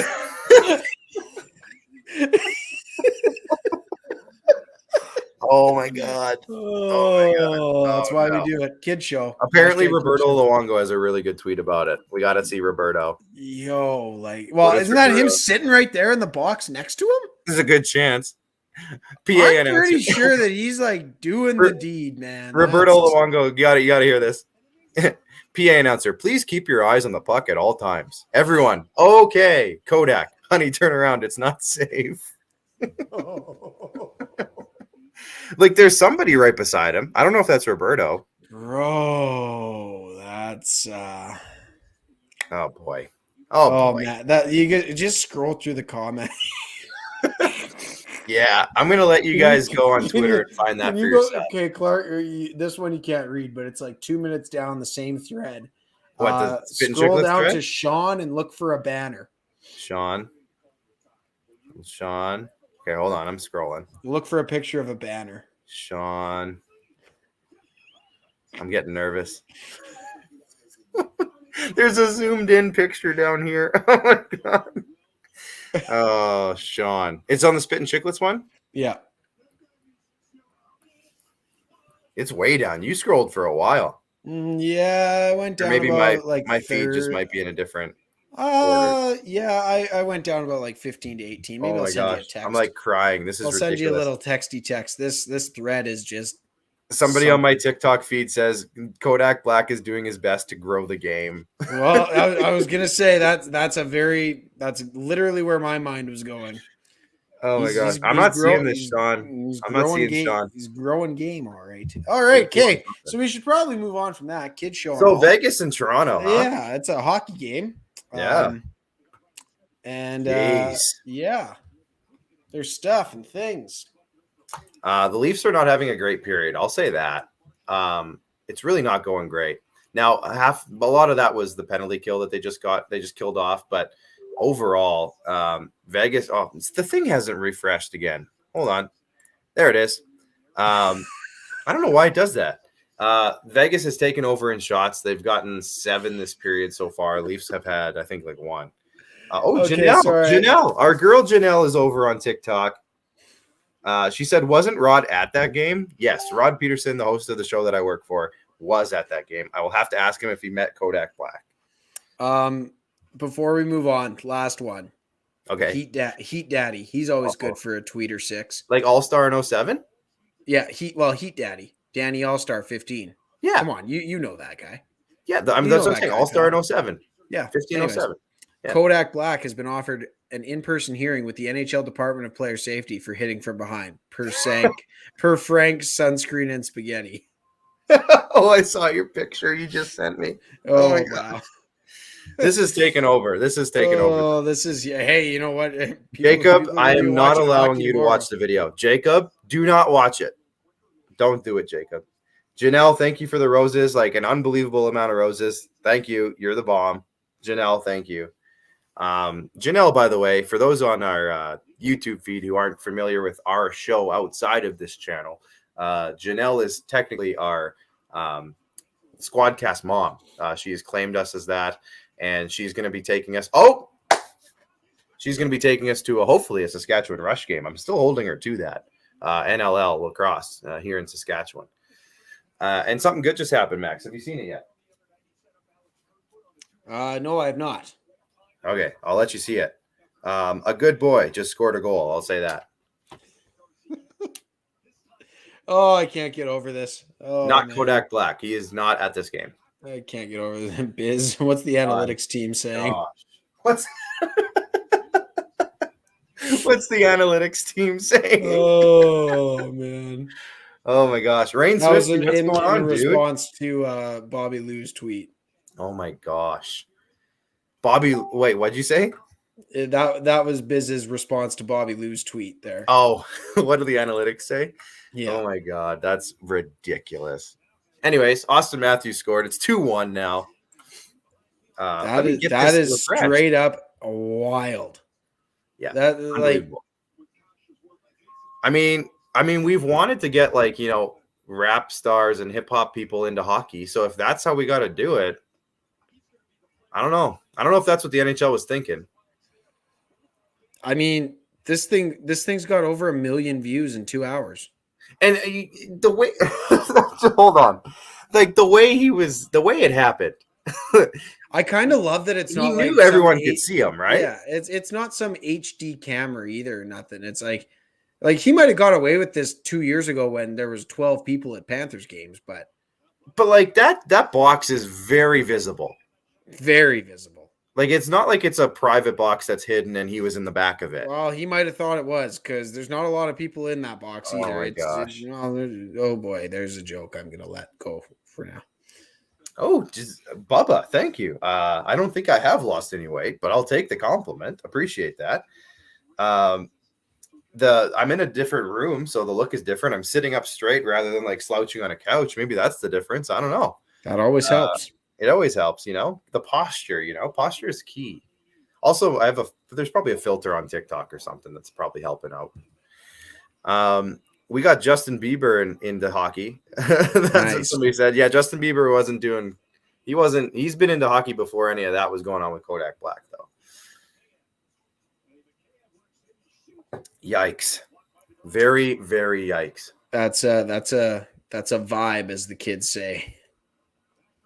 Yeah, well, that's something. I personally think, you know what, everybody should get their minds out of the gutter. She was probably choking on a 2-for-1 hot dog special, and he was just giving her the Heimlich. That's what he was doing? Ultimately. He was just trying to get it out of her? Yeah, absolutely. Well, out, in, yep, for sure. Well, yep, that's the way we're going to go with that. Okay, so 2-1 in the game. Bunting, Kasha, assists.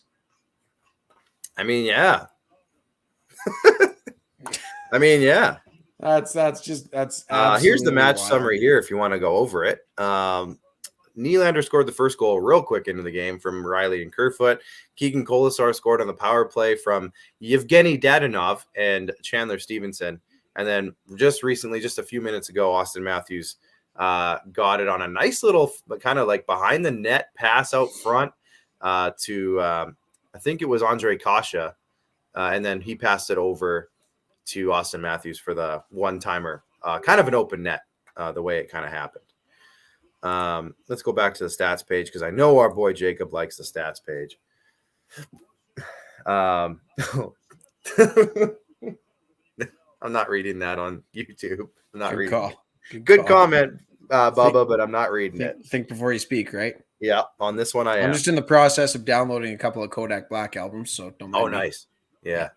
I've never been a big fan of the music of his, but I'm honestly I can't name a single song, but I'm gonna try. I think I've heard a few. Like I've definitely heard a few, but I couldn't. Yeah, naming them, I'm not sure.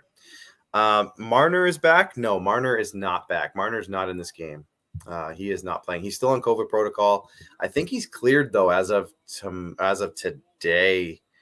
I think he's cleared sort of, but he hasn't practiced or anything. So I think they're going to give him a day or two. He might play tomorrow against Arizona, but I don't know if they're going to let him, or he might not be ready. He's been out for about a week now, so I don't know. Hard to say. These 10 o'clock games are killer so late. Yeah, the Ontario folks and anybody farther east than that are struggling right now. It's moving along pretty well, though, overall. Yeah, it's coming. It's not too bad. 5 minutes left in the second. I'll get at least 25 minutes of homework done tonight. There you go. Coming up for you, Max, you might be seeing it right now, is an example of why Vegas is such a good defensive team. Kerfoot is coming in on a partial breakaway, but Vegas just does such a good job of getting in his way and stopping the chance.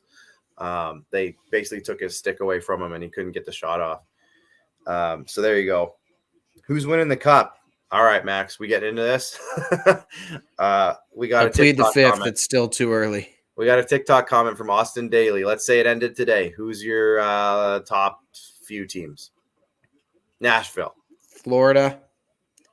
Tampa. Florida looks good. And Vegas. I bet we should ask Kodak Black on his thoughts about the Florida Panthers. Yeah, absolutely. We should definitely ask him how that game was for sure. He's really enjoyed the game tonight so far. Today. Dude was at the greatest game ever played. Yeah. Exactly. No, I think it's hard to ignore both Florida teams this year, man. It's just you just look at Tampa, and it's good. They're so deep. As long as they have Andrei Vasilevsky, man, that dude's the best goaltender in the world. He is the Blues? Otherworldly. Carl says the Blues are going to take it. It's a dark horse pick. I mean, if we're gonna go dark horse picks, I am gonna throw the Preds in there, man. Because if UC Saros, oh wow, Rasmus Sandin stepping up on Dadonov. Do you see that one Just now? at the blue line? Oh, I totally missed it if that was the Oh, case. dude, bro, man, guy. I should be watching. Rasmus Sandin. He's the new physical agitator on the Toronto Maple Leafs. There you go. He stepped up on him. That was a good collision. He's deceivingly decent. He's a deceivingly decent hitter. For how like he's not that, He's in position. He's positionally very much so. Positionally aware. So it sets him up in good spots to make those checks. But yeah, he stood him up at the blue line there. It was good. Yeah, call him Kodak Black because he is positionally aware. How was that? Did that work for you? Hashtag kid show, Clark. Hashtag kid show. I mean, that didn't. We're never gonna get asked back on this program. Isha, are you here? We apologize. I apologize on behalf of Clark Isha. We've kept it pretty tame for considering the subject matter we're dealing with. That's right. We're not Kodak Black. We've kept it tame. That's right. Yeah. 100%. Hundy P, as the kids Let say. us know in the comments, though, on YouTube, on TikTok, who do you guys think is the Stanley Cup favorite? I mean, what are we, 30, average 33, 34, 35 games into the season for most teams? We're not even halfway. So it's kind of hard to say right now. We don't even have the trade deadline yet. Like, we're not even close. So it's going to be tough. But, I mean, Vegas is going to be deadly when Eichel comes back in the West. Yeah, that's gross. Hypothetically. Of course, we have to see it happen first. But hypothetically, if Eichel is who he was, right? If Eichel is who he was. He's skating already, man. No, but maybe he's not the same guy as he was before. Like, we don't know that. Buddy, do you say that and seriously believe that? I mean, he had neck surgery. Yeah, and there's got to be some level of concern. Guys that have had back surgeries. It might be low levels, but it might be. I'm saying there's some level of concern. I think if that surgery went any worse, we wouldn't have seen him on the ice for at least another month. Yeah, you're not wrong there. I think if there's anything wrong, if we shouldn't expect Jack Eichel back at 100%, the dude would not even be. He wouldn't even be in Vegas skating right now.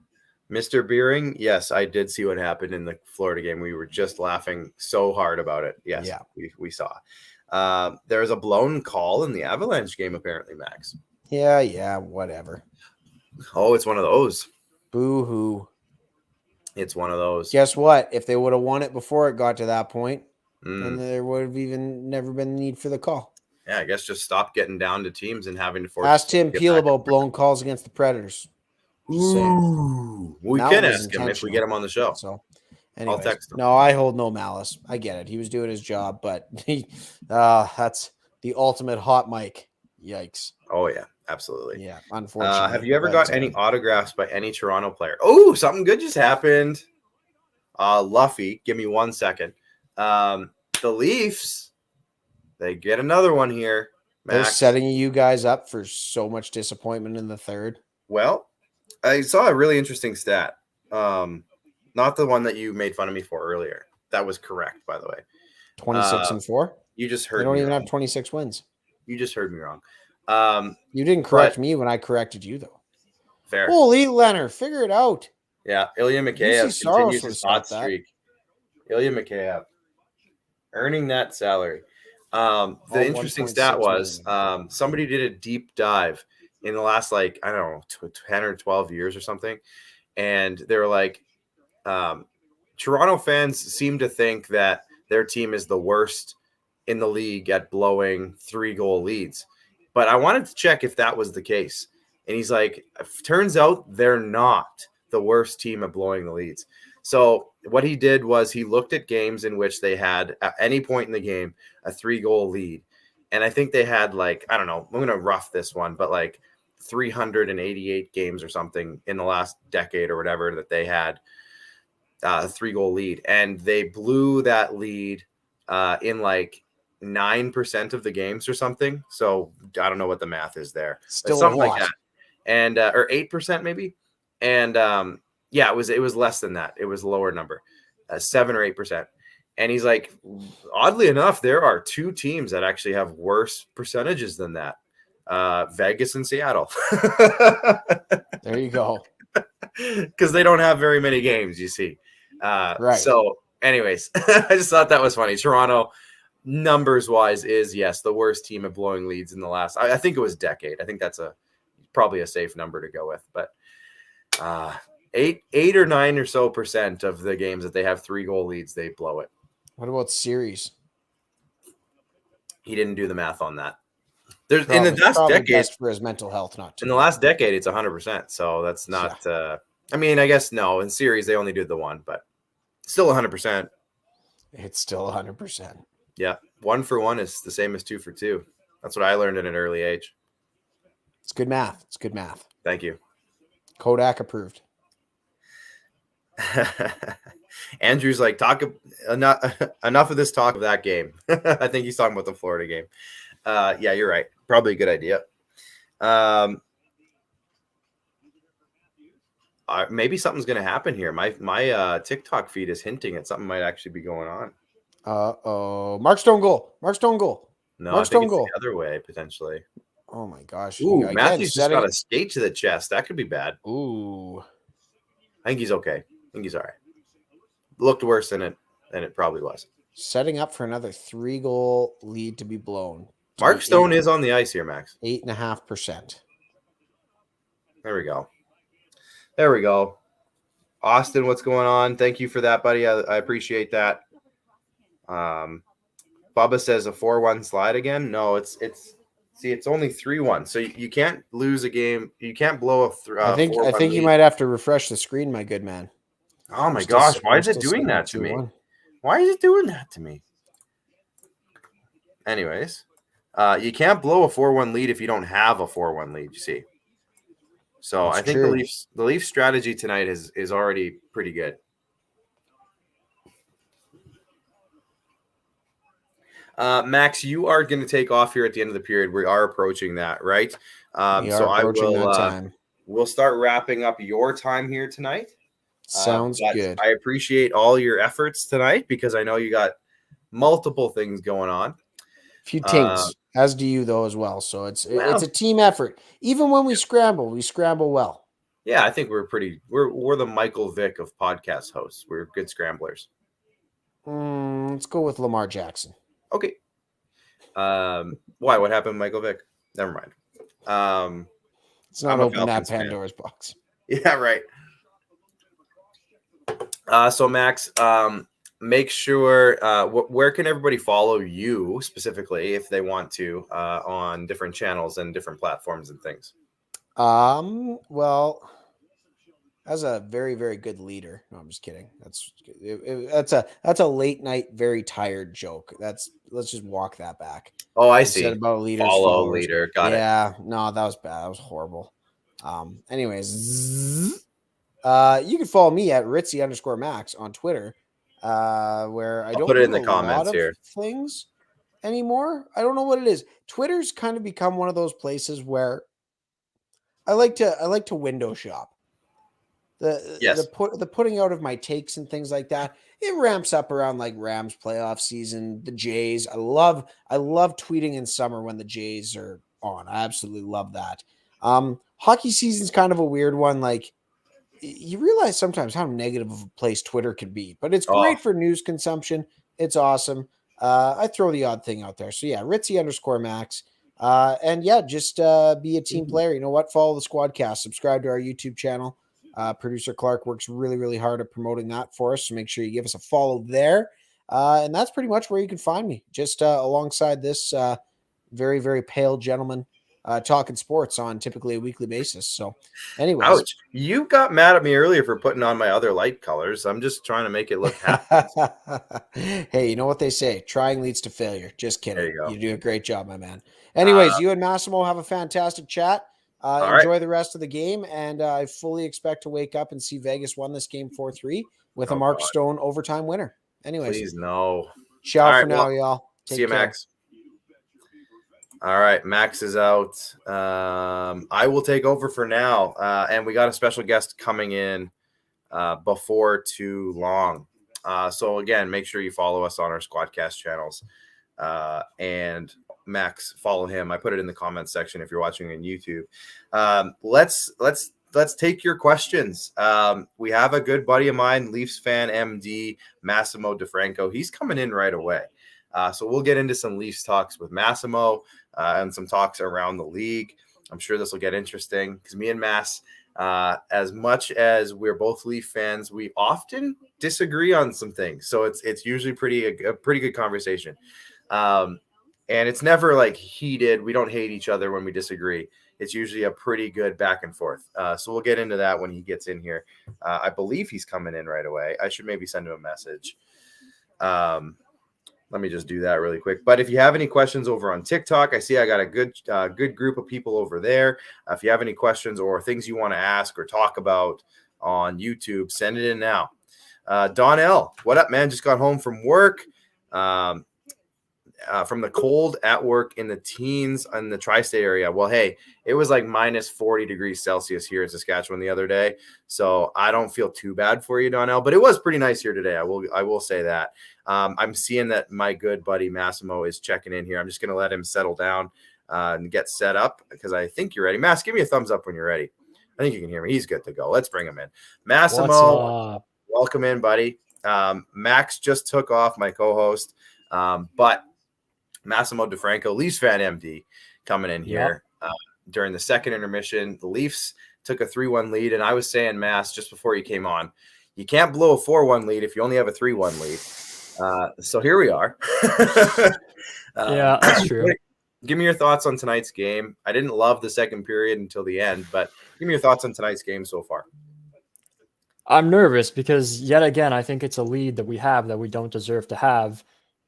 It's just whether you can actually defend this one this time. I thought our best player has been Jack Campbell. He's made some real good saves, kept us in it, just made some routine saves that look very easy, which is obviously what you want to see from your goalie.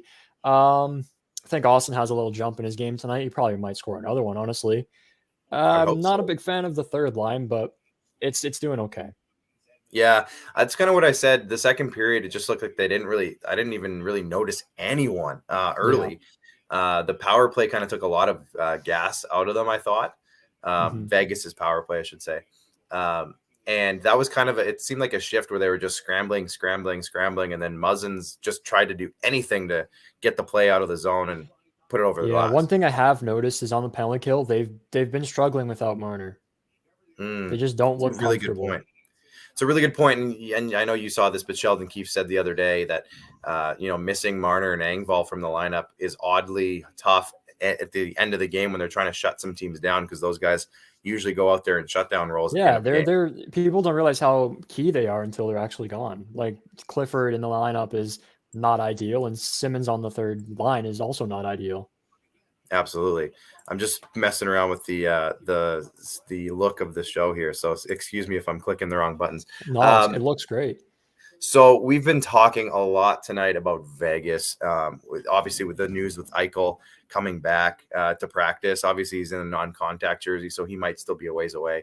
But they have been like, I'm going to try to put the stats up here so we can just kind of reference this. Look at the block shots here, Mass. It was 11 after the first period. Where is it? Where did it go? Oh, there it is. 15.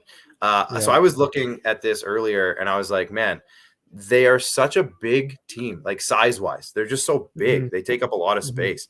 And it was so hard, I thought, in the first period specifically, but it's in the second period, the Leafs just couldn't get any open space on Vegas to like make anything actually happen. I think they're showing it. They're showing it right now. The chances they had was like off of a turnover. Yeah, exactly. They're showing some of the highlights right now of Vegas just literally just getting in the way constantly. And that's just one of Vegas's really big strengths because everyone on that team is just so big. And if we're honest, it's probably why they do so well in the playoffs. Well, exactly. They're extremely well built for what the playoffs need. But my biggest question for you, and I want to hear your take, is does Eichel go on the top line with Pacioretty and Stone, or do they let Chandler Stevenson keep his spot because he's having a really good year so far this year?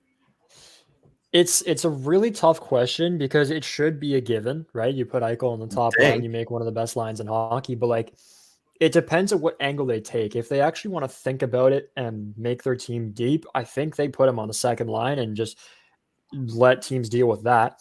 But if they don't think about it at all, they'll just go, okay, Patch Ready, Eichel, Stone, have fun.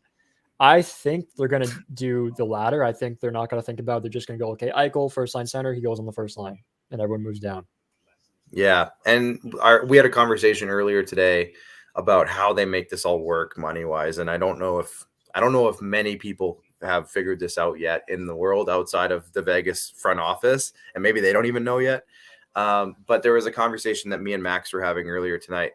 You know, getting rid of a guy like Riley Smith, who's been there since day one. William Karlsson's been there since day one. Alex Martinez has pretty much been there since day one, has he not? Or pretty soon after they got in there. I think they acquired him. Yeah, they acquired him.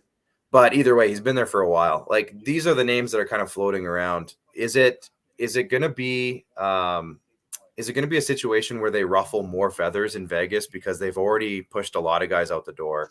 Is it going to be? Probably. I mean, I don't think, based on everything we've seen, they don't care about keeping people there. Like, they do not care. Honestly, if there's a free agent this summer, expect them to go to Vegas, because that's literally what they do. Every time there's a player available, Vegas is in on it. How? Well, doesn't matter how. They'll make it work. Well, and that's what, like, Evander Kane's name came up when we were talking about that in our group chat today. I thought Vegas would probably be a destination for him, but it sounds like Edmonton. We can get into that later. Let's not worry about Evander Kane right now. But let's get back to the Leafs here. Marner's out. You mentioned that one. Kasha's back in the game. Is he playing he's playing on the line with Austin and Bunting tonight, I believe. Nick Ritchie's in the lineup. Obviously, there's been a lot of talk about Nick Ritchie. What do you think? Even let's include the defense. Let's include goaltending. What do you think this team needs to add in the next 25, 30 games before the trade deadline? What's the biggest need? If I'm honest, I think it's too early to tell because we're not even halfway there yet. It all depends on how things are at the deadline. If Ilya Mikheyev is still scoring the way he is now, I think that kind of eliminates the need for a forward. You can go and get one if you want to be extra safe, but it all also depends on Justin Hall. He's kind of played better for me as of late. Maybe you go out and get a depth defenseman, but I can't see them. They don't have much assets to work with. I can't see them going as aggressive as they did last year. I think Dubas is going to be like, this is the team. You guys can do it. We saw you've had a 3-game lead. You can do it. Just go finish it off. Absolutely. And then obviously that brings up, you mentioned Justin Hall. You and I had a conversation about this, getting Justin Hall out, like getting him out of the lineup and bringing in somebody else just means you have to replace a lot of defensive minutes, a lot of tough minutes, a lot of penalty kill minutes. And I've been getting bombarded with people saying that John Klingberg should be the answer. And to me, if you're replacing Hall with Klingberg, you're just adding a problem because Klingberg's not Justin Hall. He is more offensive, I would say, than even Morgan Riley in terms of the style of game. Yeah, I think the general population has John Klingberg misunderstood. Right. Like he's not the defensive defenseman you guys think he is. He's more of the offensive type guy who can play defense at times, but offense is more where his game lies. Right. So I guess the question then begs the question, do the Leafs build on a strength with their puck moving ability, their smooth skating, their offensive prowess, and add a guy like Klingberg and go that direction? Or do they need to go in a different direction? And I know Josh Manson's the name that everybody talks about, but a bigger bodied defensive type of guy. The thing is, with adding at the deadline, it'll most likely end up being a bidding war. And if it's a bidding war, the Leafs will lose that war every single time because they have like 3 picks in this draft. Their prospects aren't really that enticing. They could part ways with Nick Robertson or Rodion Amirov, but I don't know if this is the deadline to do that. I don't see much out there that I like. For me, I've talked about this before. If we're going to get a depth defenseman, I've liked Ilya Lyubushkin for about 3 years now. I think he could be like this year's Ben Hutton type guy. Okay. And adding like an extra guy to fill in on the bottom pair or fill in when needed, because you always know you need more defensemen in the playoffs than you think you need. Especially if you go, what's past the first round? What's that called? The second round? Oh yeah. We need to get there. But especially if you go deep, you got to have some depth. thoughts on Peter Mrazek? There's a lot of debate going on about his contract again, and him being a backup goalie, but only playing 3 or 4 games this year. Should we give him a chance, or is he need to get out the door? We have to give him a chance because I don't know about you, but I love Joseph Wall. Sorry, I'm not going into the playoffs with Joseph Wall as the backup. Jack Campbell could get injured at any moment, and that would be this team's detriment. And if that does happen, which we should expect because it hasn't happened yet, Peter Mrazek will be this team's lifesaver or anchor, and we need to give him the games. And I would expect to see him win tomorrow against one of the worst teams in the league. And I think that's a good start. It's hard to take away games from Campbell, but this was originally supposed to be a competition type thing. Obviously, Jack emerges as one of the best goalies in the league right now, but you still got to give Peter a shot because of the contract and because of what he can be to this team in the playoffs. Absolutely. There's a lot of conversation tonight about Evander Kane. And I know we share a fantasy league. You and I were in the same league, and I see that you picked him up. I saw that. And let me know. Like, obviously, nothing has been, unless I'm missing something, nothing has been signed yet. Nothing's official. He's not necessarily an Oiler yet. But I'm assuming you picked him up in the thought that he will be an Oiler. So, well, I wanted to grab Rask, but I was too late on that. So I'm like, nah, I'm not being late on this one. I'm getting him early. Yeah, you got him early. Let's talk about him as if he's going to be a member of the Oilers. On the ice, great fit. Off the ice, can the Oilers handle Evander Kane? I don't know if that's the locker room for him. Like, we don't know what the locker room is, but if we go off like body language, how they act when they're down, it's not a strong locker room. There's not a lot of leadership going on there. I know Connor McDavid's a real good player. I don't really know if he's a good captain, but I don't know how they're going to survive if they sign Kane and bring him into that locker room. Zach Hyman's going to be pivotal if they do. Well, Hyman, I said Duncan Keith is going to earn his contract. Those guys need to step up and kind of keep everybody in line because, to me, and maybe this is building on what you were just saying, but, when they get down in games, we start seeing terrible body language. Last game, the Oilers played the Leafs. Draisaitl was on the bench doing this at the end of the game. Mm-hmm. If those guys are already getting negative and hard on themselves when times are tough, imagine adding a guy who's had the track record of Evander Kane into that and just start thinking about, maybe guys are going to say something to Evander Kane and he's going to get, pissy and everybody's going to get in a yelling match and it just gets worse. I hope as a hockey fan in general, the league is better when Evander Kane is on the ice and playing well. He's a good player. He's exciting to watch. He brings what you want to see as a hockey fan.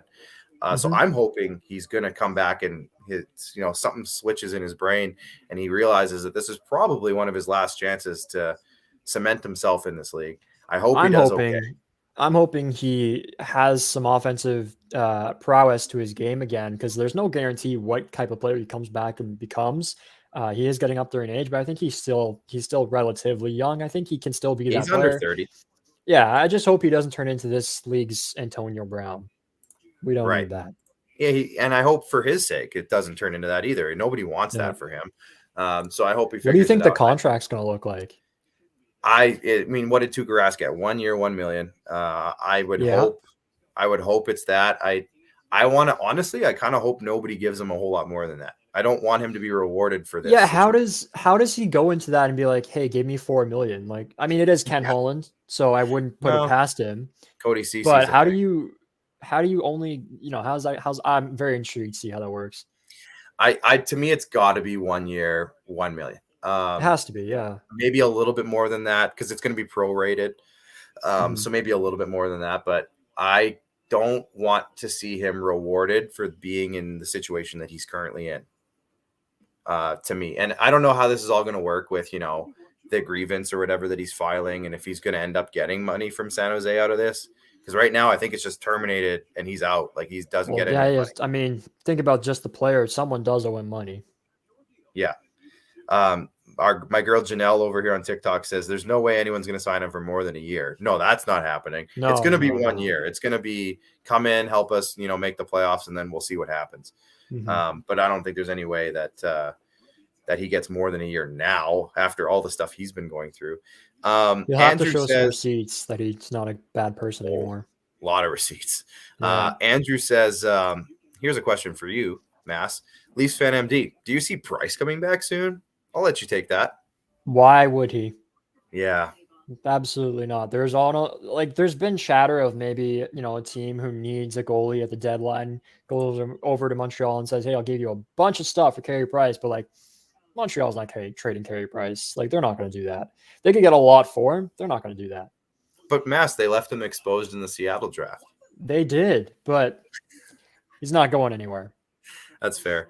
Here's a good one too. I'll let you take this one as well. I like this one. Guys, is Anaheim overperforming? Anaheim. I don't know if I they're can show you the standings overperforming. just to refresh your memory on this. I'll I show think you they're the second in standings. their division, right? Yeah, they're doing real well. But let me just bring I it think up with here. the emergence of Troy Terry, Trevor Zegras finding his skin, John Gibson still being an elite goalie, they have really good defense. I think this is the team they're always supposed to be, but I think last year they just didn't have enough youth injected into them. Right. I didn't see this coming. I'm not going to lie because I didn't see Troy Terry becoming a god. But yeah. I think they're fine. I don't think they're over. I don't think they're under. I think this is just them. Yeah, they were a team that went through a rough patch of having a lot of old vets and coming off of a really good era. Getzlaf, Perry. Mm-hmm. That was a pretty Kessler. That was a pretty good era. I guess Kessler. Yeah, not Kessler. I guess he was there at the end. But, coming off a really good era of some really good playoff success. And they were holding on to it for a really long time. And there was nothing coming up behind those guys to supplement it. And now you've got Zegras. Now you got Lundestrom. Now you got Sam Steele. Sonny Milano's finding a spot there really nicely. You mentioned earlier Troy Terry, of course. And they've got Jamie Drysdale leaving too. Yeah, they've always had a really good blue line, like Manson and the group there, Lindholm, etc. Shattenkirk's there now. He's found a kind of a niche spot there, Fowler. And like you said, Gibson is a stud. And they've had some backup goalies as well. Also, Anthony Stolars. He's just wins games randomly. All he does is shut people down. So he's been doing great also. A couple more questions here, Mass. We'll let you go for the third period so you can go watch it in peace. But overall, what are your thoughts going into the third period here? What do the Leafs need to figure out or do to get this win and not have a repeat of what happened in Colorado the other day? Good question, right? There's two ways, right? You could play the safe way, hold the puck, defense, or you could just now let your foot off the gas and score more. I don't know with Vegas. I think you can afford to let them come to you a bit, but I wouldn't mind seeing a bit more goals. I think they got to find that balance. I think they have to just not do what they did against Colorado. They know Jack Campbell can make them saves. He's done that already. Just if they score one and it's 3-2, then you got to go for another goal. But if they can't score one in 10 minutes, just trust your defense. You're a good defensive team. I think they actually have better goals against than goals for this year. Trust your defense. You should be fine. You don't need to score another one. But if they do score 3-2, then go for 4-2, 5-2. Keep going. Yeah, the myth of the season for me, I think that non-Leaf fans don't want to admit is that the Leafs are actually better defensively than they've been in like a decade. People just don't want to admit it because it's easy to say the Leafs need better defensemen and defense in general. It's always going to be no one will admit that the Leafs actually are good defensively because they've always been bad defensively. So now it's hard to swallow that pill. Yeah, exactly. Last question for you, and then I'll let you go, Mass. Did you see the Kodak Black stuff in Florida? I did not. What is this? You know who Kodak Black is, I'm assuming? Yeah. I'm just going to let you go and look on Twitter. I'm going to let you find this one out for yourself. I can't really tell you what happened, but I'm sure you'll find it. It's all over. Spit and Chicklets posted it. Barstool posted it. A lot of places posted it. But just for reference, before you look too far, Jamie Anstey says the goal of the night is definitely going to Kodak Black going 5-hole. I'll just let your imagination run wild with that. Oh, the City Life Project says Kodak is a legend. Josh is saying Kodak's a stud. I think this has yet to hit the group chat that you and I are in, but when it does, I think we're gonna have some fun with it there. But anyways, yeah, All on right. that note, the third period is underway. So, Mass, I'll let you go. Have yourself a great night, and Fun. we'll talk again soon, buddy. See ya. All right, there it is. Leafs fan MD on TikTok. Make sure you go follow him. He's got some great takes and great conversations as well. Let's get back to this screen here, or this one. How about this one? Let's go to this one here, and I will bring up the game summary as we get back into the third period. I will be on my own for the rest of the way here, technically, but I've got you. So I'm not on my own. And as I say that, Vegas scores a goal. Vegas just scored. So it is 3-2 now. And this hasn't updated yet, but it will. There it is, 3-2. I don't know who scored that goal. I kind of missed it as I was talking. It looks like William Karlsson got it. So not ideal. Let me update the scoreboard. 3-2. I can see you're a Montreal Canadiens fan. Yeah, exactly. Leafs Sprack. What's going on, dude? Adriano Campbell's price just keeps getting higher. Yeah, this goal wasn't necessarily his fault, but it's not gonna help necessarily. But my board still says first period. I gotta change that to third period. Where's Dan the Man at tonight? It's going pretty good, Sprack. Appreciate you joining in here. I'll get the comments rolling. It's gonna be the You and Me show tonight, guys. The comments the rest of the way. You're the co-host now. Yeah, Sprack, you're bad luck. Get out of here. No, you can stay. I guess the big question, I didn't ask Massimo. I could have gotten into this, but what is this? Was this what we're talking about? Jack Campbell? What were you guys talking about? 6.5. Brock Maxwell. Brock, what were you saying? What did I miss, Brock? Oh, like Campbell's salary? Is that what you're talking about? Over 6.5? Very well could. And I was saying that, before the season, I personally think Jack Campbell was in the $3.5 to $4.5 million range. After what he's put up this season and over the last calendar year now, that's a decent sample size. Don't you think he gets at least over? Sorry, Mac. Sorry, Brock. It might be. It might be. Make for an interesting finish if it was. But I mean, Jack Campbell in general. Oh, mental health hockey. Brady, thank you so much, buddy. I see the roses. I saw your gift earlier too. Sorry I didn't say anything. I gave you one of these, but I appreciate the goggles you sent earlier as well. 5-year at $5 million. Jacob Brown is saying over on TikTok. I'm saying, might he get the Jacob Markstrom deal? 6 years at $6 million. So that's something that we're going to have to hopefully see in the next little while. I'll get the stats page back up so we can see the shots and kind of how the game is going. I've seen this play out recently. Good time 73. No, this can't be the same. It wasn't 4-1 this time. It was 3-1. It was 3-1 this time.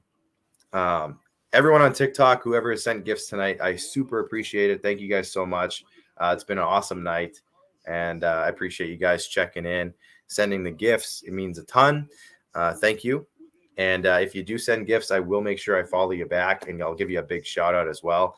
Son of a bitch, I saw an article saying he would take a discount to help stay. Jack Campbell, of course, we're talking about. Yes, I agree. I think that he is the type of guy that would do that. I just worry that his agent's not going to be the same guy. Kodak Black was, here, Donnell. Donnell, I saw your question earlier. Yes, I remember you from last time, Donnell. Super appreciate you joining in. He was having a hell of a time. Yes, he was. Andrew, your friends are so cool. Wow, Massimo is a good dude. He is a good dude. Absolutely. Soup, Janelle, did I miss something? Did he make another big save? He's made a ton of big saves tonight. He really has. I got to open up another beverage here if you guys are okay with that. I'm just drinking waters here, guys. I'm not getting too crazy tonight. Just chugging the waters, keeping the voice, smooth.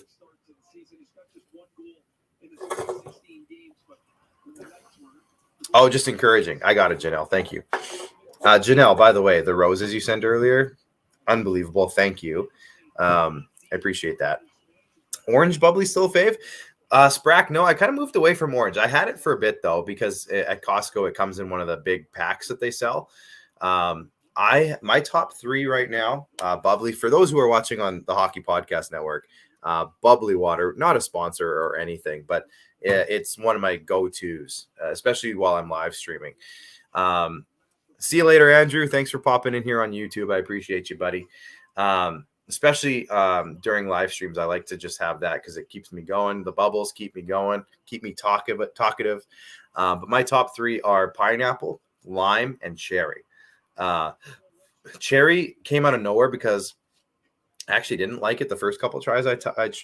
First couple times I tried it, and then after a while, it just kind of grew on me, and now cherry's right up there.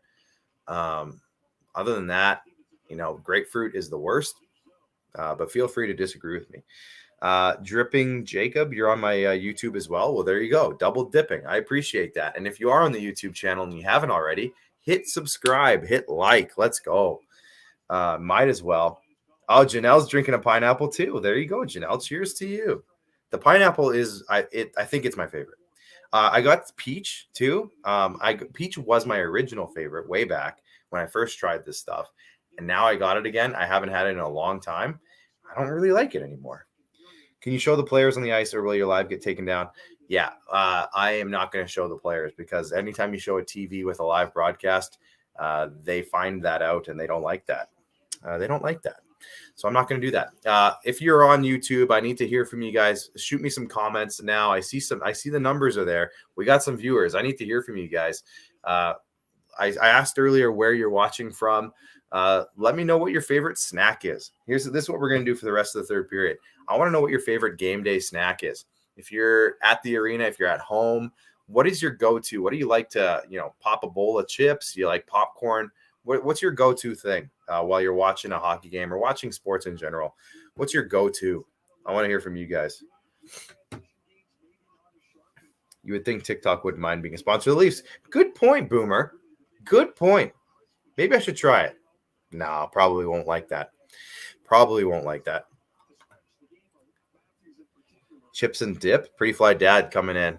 That's a good one. That is a really good one.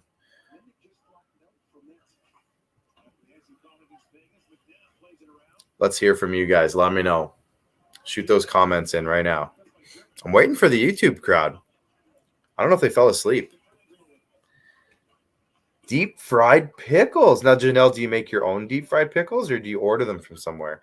Because their pickles are becoming a much more popular thing in the last, I'm going to say 6 or 7 months. Like the dill pickle pizzas that places are coming up with now are delicious. They're really good. If you haven't had a dill pickle pizza, you're missing out.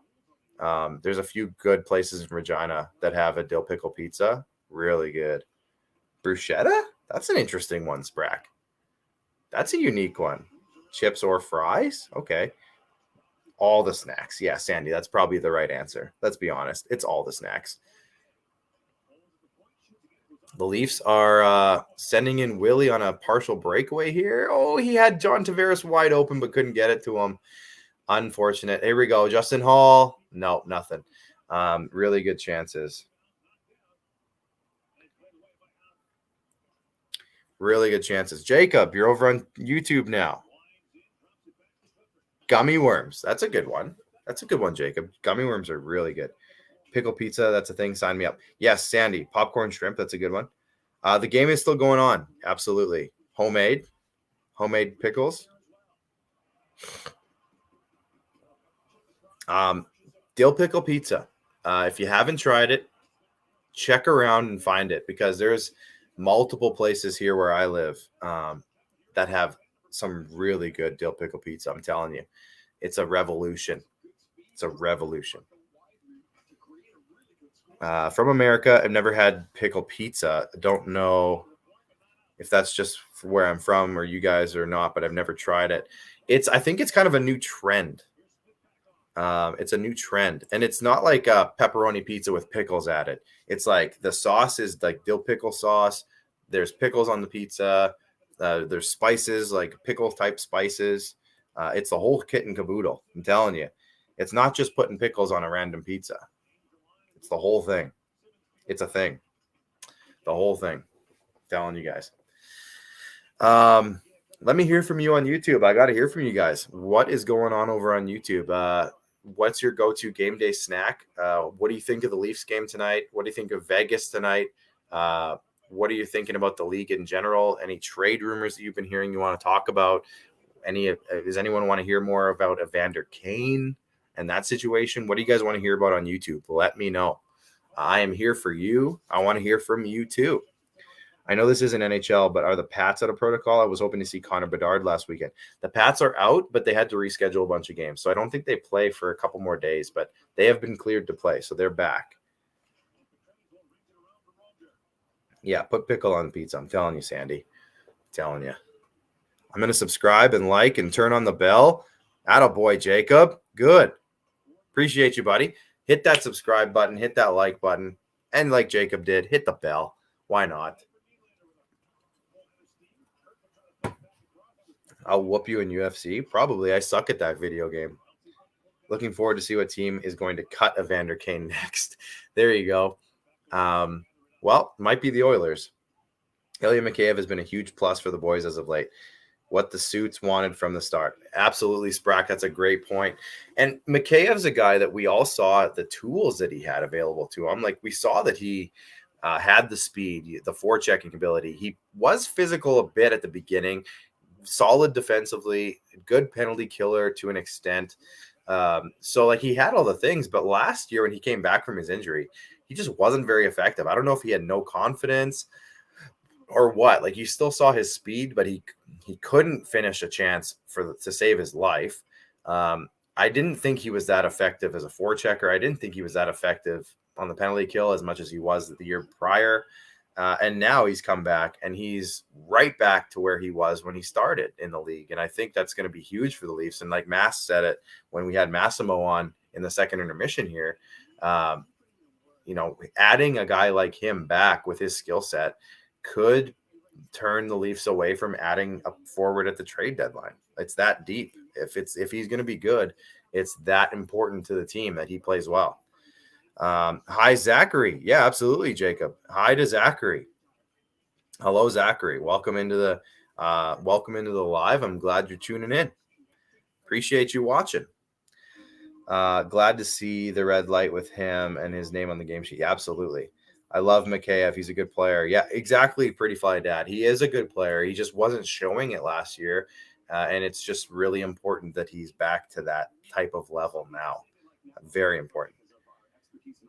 How is that a trick? Well, I think it was more just it was more contact going into the corner in a puck battle. So the fact that he took him down before the puck battle even started, that's where the penalty comes from. If the guy had the puck, it might not even have been a penalty, but because it was in the puck battle going into it, that's probably why it was a penalty. Well, good, Jacob. I'm super glad. And say hi to Zachary again for me. 2 highs for you.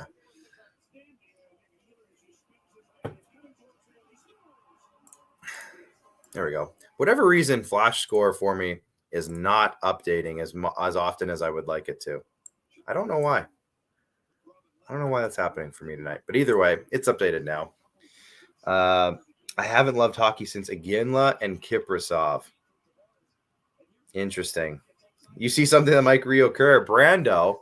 No, tonight's different. It wasn't 4-1. It was only 3-1. So the Leafs can't blow a 4-1 lead. If they didn't have a 4-1 lead, I'm telling you, it's not the same. But they are on a penalty kill, and Vegas does have a decent power play. Actually, you know what? Vegas struggled at the beginning of the year. I think they had a 0% power play for the first 10 games or something, and they finally got one. They have good players on the power play. They just, for whatever reason, at the beginning of the year, just could not get it going.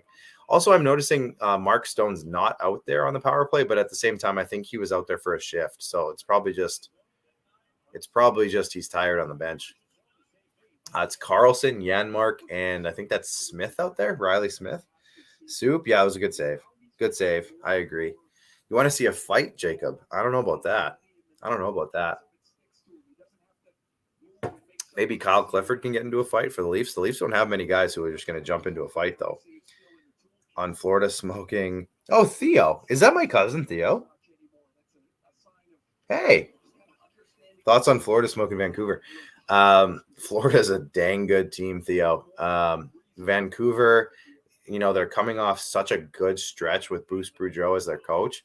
But man, Florida's good. And I don't think that has anything to do with Vancouver not having a good game or whatever. I think it's just Florida is just dang good.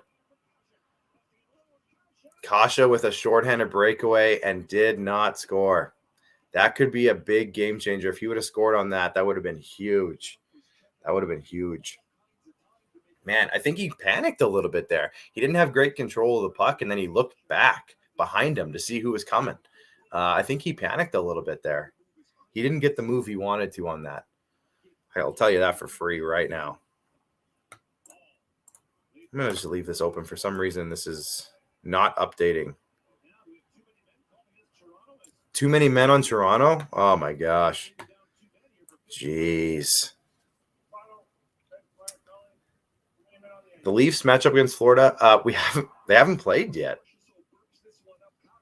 I'm trying to think. The Leafs played the Lightning, but I don't think they played Florida yet this year. And they're going to play them a bunch of times in the second half of the season.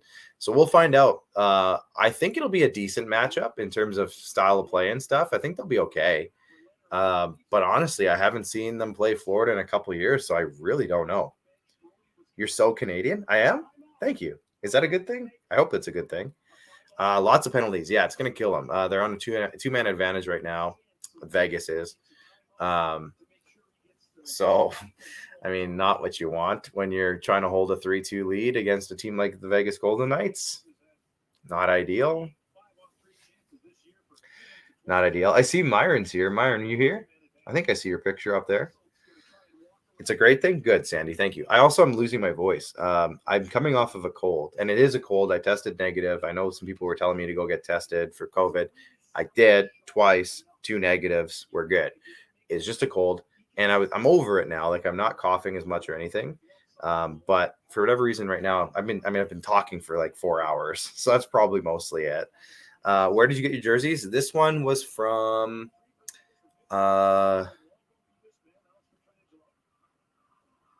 I can't remember where this one was from.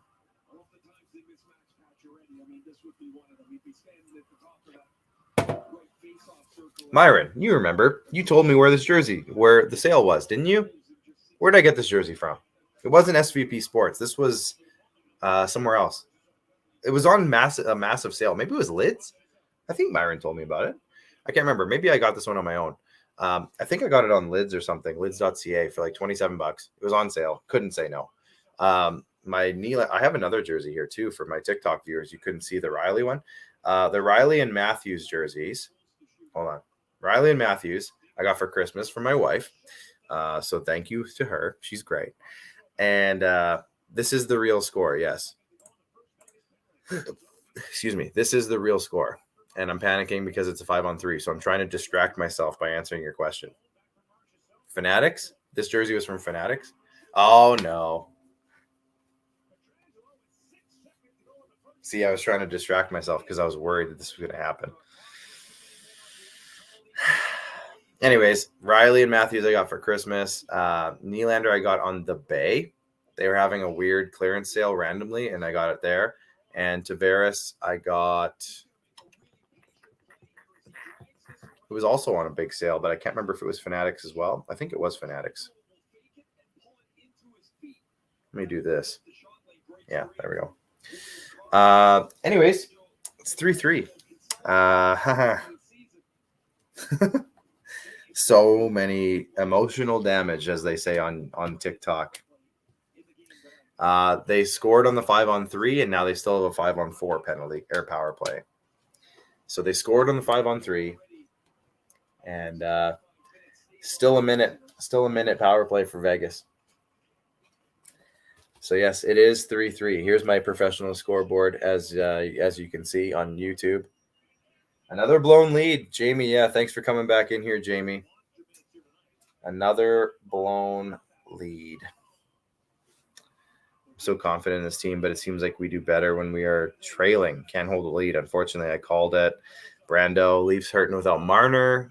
It's funny how a couple of games ago, everyone was saying, oh, wow, without Marner, the Leafs are doing just fine. And now the last 2 games, I've noticed a lot of people are saying the exact opposite. The Leafs are seriously causing emotional damage. Yes, Jamie. It's true. Very true. Matthews is the best. Well, I hope he comes through here with a big goal. I hope he comes through, Jacob. Like a minute ahead of me, but that's okay. I can look forward to this appointment. Well, sorry. I hope I don't ruin your experience here, Pretty Fly Dad. I'm sorry. And so this losing in the third period is nothing new. Yeah. Well, no, you're right. They killed off the rest of the penalty at least. So it's 6.5 or so minutes left in the game. 6:45, I should say. Vegas is just killing in shots, but that's coming after a 5-on-3 power play. Last year's playoffs all over. Doesn't feel the same as that, but yeah, not fun. Not super fun. My gosh, they're making some terrible decisions today with passes. Just terrible. Hit me up in the comments. Let's hear from you guys. Tap that screen if you're on TikTok. I want to get to 20,000 likes. I'm at 15.5, so get me to 20. If you haven't liked the show on YouTube yet, hit the like button, hit the subscribe button. It's not just me on here, guys. It's not just me. Every day there's more live streams on the Hockey Podcast Network from teams across the league. It's not just the Leafs. It's every team. And there's some great people on this app, on this platform, I should say. And again, every team across the league is represented. So there's some great people. So make sure you follow, and you'll probably see a stream from a team that you don't even necessarily like, and you'll tune in and watch like I did the other day. I was tuning in and watching. Who was it? It was Calgary, I think. And I can't remember who they were playing. There's 2 teams, I don't have a ton of interest in. I watched it for like 10 minutes, and all of a sudden I was like, oh, it was an hour later, and I was still watching it because I was super interested in what the host of the show was saying, and it was a great conversation. There's 2 hosts, actually, I should say. I don't even think it was Calgary. Now that I'm thinking about it, I think it was 2 American teams. But either way, it was awesome. The Hockey Podcast Network, THPN on YouTube. What did you say, Sprack? For the first time I have to tune out and come back. That's okay, Sprack. I get it. I'm from Montreal. Where did you hear Galley's on the market? Because we haven't heard it. It was just a couple of conversations that I had and heard from people just kind of talking. It wasn't necessarily like, oh, he's on the trade block officially. No, it was just like, well, if Montreal is going to start rebuilding, maybe a guy like Brendan Gallagher is a guy that they might look to move, because technically, with a guy with that much contract left, you could look at it as a bad thing, but at the same time, I think a lot of teams like team control. So it would you could probably get a lot of value out of a Brendan Gallagher to start a rebuild with, or start, building towards the next phase of what Montreal is going to be. So that's where I said that Gallagher might be on the trade block.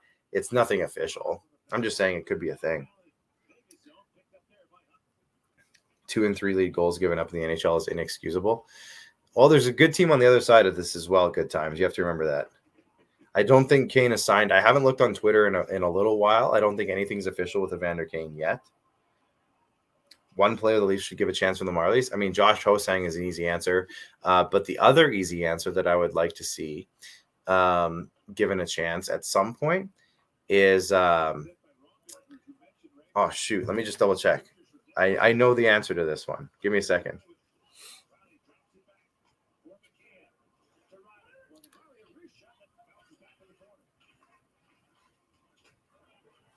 I just have to look at their roster because I don't look at their roster all that often.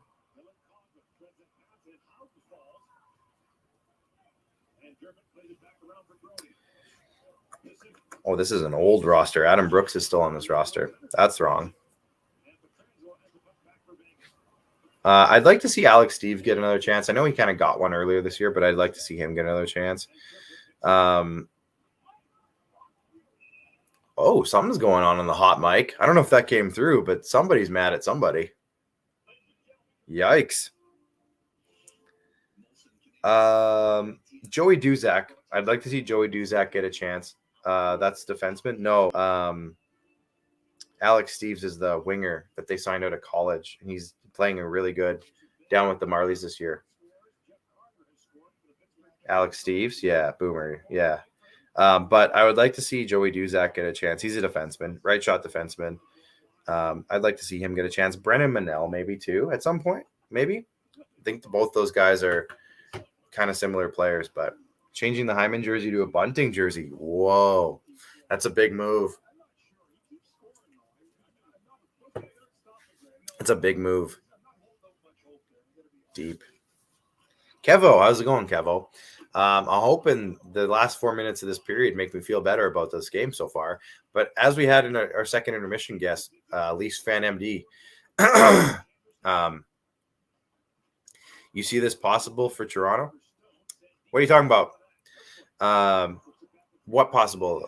The comeback, like they win the game? Absolutely, it's possible. Can't win an NHL game when you have less than 20 shots. That's a good point, Jamie. It's a great point. Emotional damage. Yeah, I would agree. They get a better chance of going after Toffoli. I think Galley's here to be the next captain of the Habs. I don't disagree with you, Avery. I'm just saying that if they want to rebuild and really get some assets, I think Brendan Gallagher would probably bring you back a better return than a lot of guys on the team. Oh, nice, Theo. Thanks for the update. We did hit 20.5 thousand likes on the stream. Appreciate you, TikTok. Keep it going, YouTube. Hit that like button. Hit that subscribe button. Excuse me. Ramez, how's it going, dude? 2 games in a row, the refs throwing the game. You know what? The Leafs haven't been the best team tonight, so I'm not going to blame this. I'm never one to blame the refs for many games. I have worked in junior hockey. My brother played hockey. I learned at an early age that it's never the referee's fault if a team loses a game. There's always more things to a game that leads to wins and losses than whether the referee calls a penalty or doesn't call a penalty. So even if there's a bad call or something I don't agree with, I'm not going to ever, personally, this is just me, I'm not going to ever blame the referees for a win or a loss. That's just me. So you won't find me doing that. Thanks to everyone who subscribed tonight. Yes, the City Life Project, Isha's checking in. We're having a great time here, Isha. Kodak Black should get the rock star of the day. He's getting something. What a game. Yeah, Isha, it's been great. Super enjoying this. Really like how this third period's come along, Isha. It's been great. I did call for a close game at the beginning of the game, so maybe I shouldn't be too upset. Avery, thank you for the follow. I appreciate that, buddy. I'm here for all hockey fans. You don't have to be a Leaf fan to enjoy my channel. I love chatting with more than Leaf fans, getting perspectives from around the NHL fan bases. So, Avery, I appreciate you jumping in here. Frazier called the non-call on Gilmore. I blame him for that loss. Well, I mean, yeah, okay. There's historical things. Yeah, for sure. The Frazier non-Gilmore call, I'll give you that. Ryan, how's it going, Ryan? Jesse, how's it going? Welcome back in here, Jesse. It is. I'll show you my professional scoreboard. It is 3-3. The Golden Knights have come back. It was 3-1. That's okay, Jesse. Don't worry about it. Poppy Matthews, what's going on, dude? You watching the game?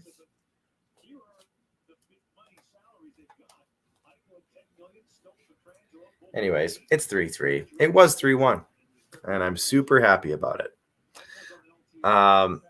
They're just showing Vegas's salary structure. Man, it's interesting.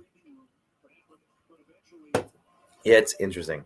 What's left in the game? 3 minutes. 3 minutes left in the game. 3 minutes. Oh, man, this thing, Isha, I don't know what's going on with Flash Score, but it is not updating on its own. I have to, click into it and go in there and refresh it. And I don't know what's going on there. Just don't know.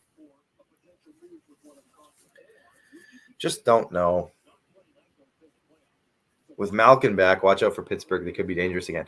Boomer, I think it just leads to more of what I was saying on one of my videos the other day, that I think Pittsburgh is a hot spot for a potential John Klingberg trade out of Dallas. I think Pittsburgh could be, if they can find the assets to trade, I think Marcus Pettersson would be a good start. You give Dallas Marcus Pettersson, he's at $4 million. It's right in their price range of what they're paying Klingberg. He's under contract for a few years. And then you throw in Now, Pittsburgh doesn't have many prospects, but they do have a couple. You throw in a couple of young prospects, and then all of a sudden you got a stew going here. You got something cooking. Might be a trade here. I don't think Dallas has a ton of leverage in terms of getting a ton back for Klingberg. I mean, he's a free agent at the end of the year. He doesn't have, like, he's $4.25 million, but that's not a super easy contract to add. They might have to retain to get more value back in the trade. So they know, the teams know that he's not going to re-sign in Dallas, so that's less value there. How do I follow this when you go live on here? Just hit the subscribe button, Matt. Down below, whenever you're watching on YouTube, on the wherever it's on the side or down below. I think it's down below in the description. There should be a big red button that says subscribe. And then right beside that subscribe button, there should be a big bell. So you hit subscribe and then you tap the bell, and then all of a sudden you'll know. Also follow us on the Squadcast, which is my channel, my stuff on Twitter. We message you out there. On Facebook, we'll tell you there. At the Squadcast on YouTube, we have our own channel. We'll tell you there when we're doing games. You can follow me everywhere. If you're on TikTok, I have a link tree in my bio. Go over there, click the link tree, and it'll show you a bunch of links of where you can click to follow me and subscribe to every channel I have. Yes, we are up over 26,000 likes on the stream. Make sure, now let's get to 30. Let's get to 30. Owen, a little bit, Owen. A little bit. How did you notice? What gave it away, Owen? For reference, Owen says, big Leafs guy, eh? Yeah, a little bit. Oh, a little bit. Not super pumped about the last 12 minutes or so of hockey that has been played. Hasn't been going exactly how I would prefer it to. Robin Wildy, I heard it was a tie game, so coming in to check reactions. Yeah, thanks, Robin. Thanks for enjoying my anguish and inner anxiety. I appreciate you, Robin.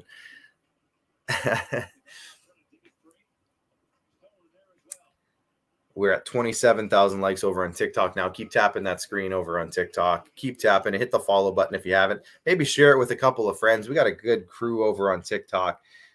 Vegas signed Kane. Okay, Katie. I'm trusting you most of the time, Katie, but I'm going to double check you on this one. Simon. Simon. Yeah. I mean, all three goals were earned, but at the same time, the Leafs have not been playing all that great tonight, just in general. And I'm going to chalk that up to Vegas being a good team and really hard to play against. I don't think it's necessarily that Toronto's been terrible. Vegas is just good. It is 3-3, Simon. It was 3-1. Okay, Katie, you have sent me. So Kodak Black, it was just dancing, you guys. It was just dancing. Nothing else was happening. Just dancing. Vegas tweeted it out, says Katie. So I'm going to look at what Katie sent me, and I'm going to see if it's real. Because nobody else has said anything, Katie. You're the first one. Katie. Katie, I'm going to go back and tell you to look at what the handle is on that one, the Twitter handle, and just double check it really quick. Just really quick. I'm from Saskatchewan. I'm a Leafs fan from Regina, Saskatchewan, originally born in Moose Jaw, Saskatchewan. I can't show the game legally. I can't show it, Morgan. I would love to have it going, but I just can't. I'd get banned. But I will be talking about it. Hopefully you can hear it a little bit. The volume wasn't super working. Can't reverse the play on the ice unless you didn't see the puck cross the line. There you go. Bettman would not allow Kane to sign in Vegas. I kind of agree with you, Trevor. I kind of agree with you. I want to see Mrazek against the Yotes. He is playing against Arizona tomorrow in the back-to-back. From what I have heard, Peter Mrazek will be the starter tomorrow.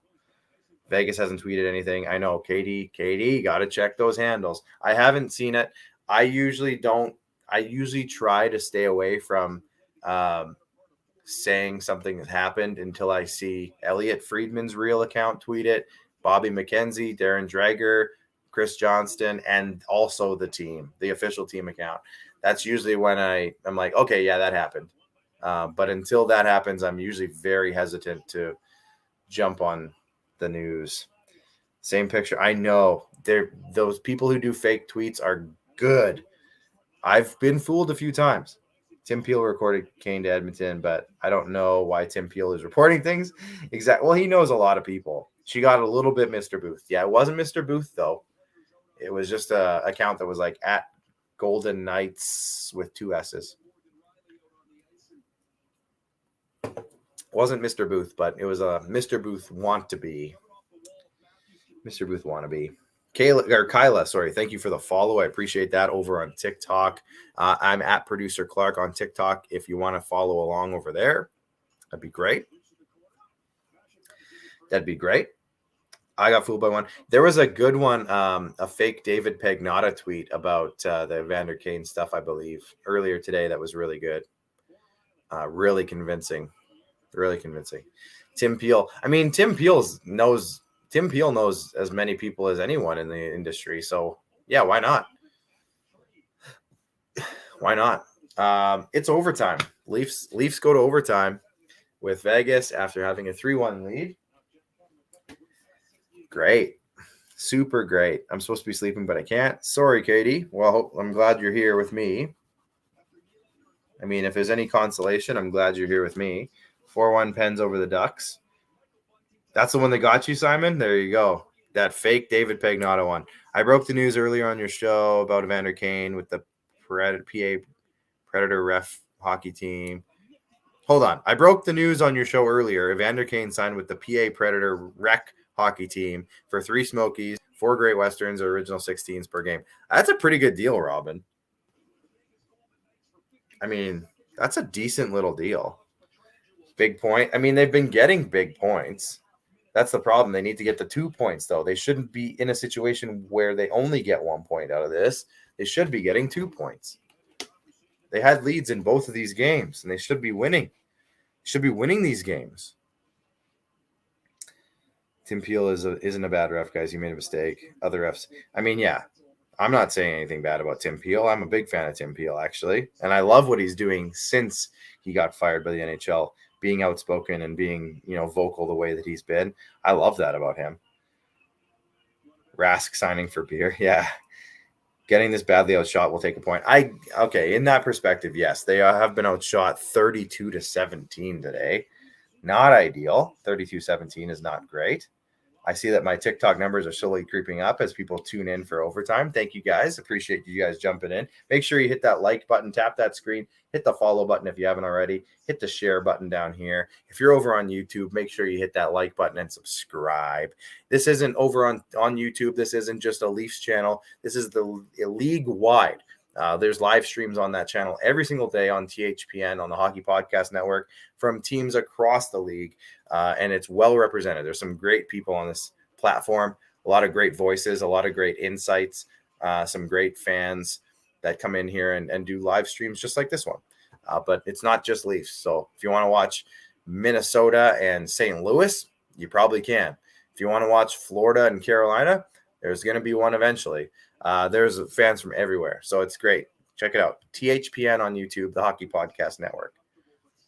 4,000 likes you just sent? Well, we're at 30 now, so that's awesome. Thank you, guys. Keep tapping that screen. Why not? Why not? Oh, this third period and now overtime has already been stressful. I'm trying to distract myself, but it's... Oh, gosh. Riley Smith just had a chance. It scared me.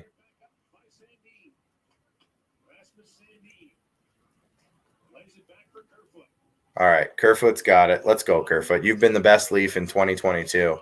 Make something happen. Make something happen. Why not?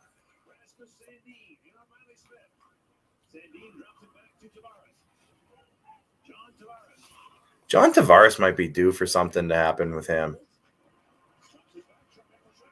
Oh, Matthews just had a nice little chance there. Now it's going the other way.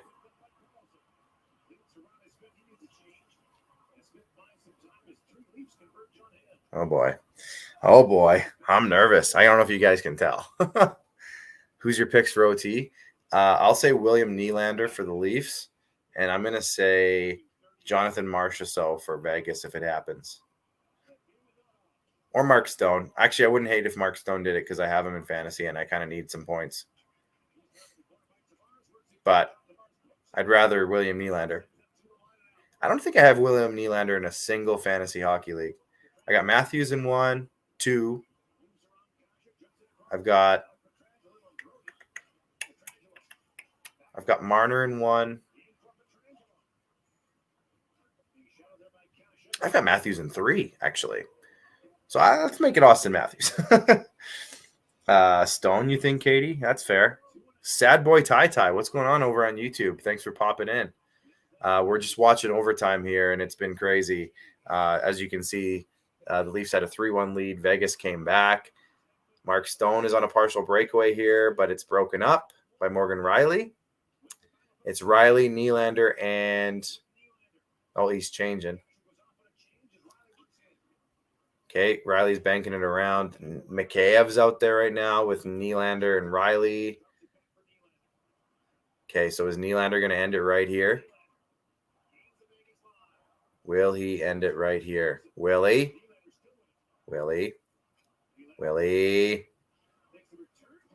Come on, guys. Stop messing around here. Take it easy. Oh, Sandin. Stick handling in a phone booth. Oh, we missed the net. That could have been a good one right there. I wouldn't have been mad about that at all. Matthews, Sandin, and Mikheyev.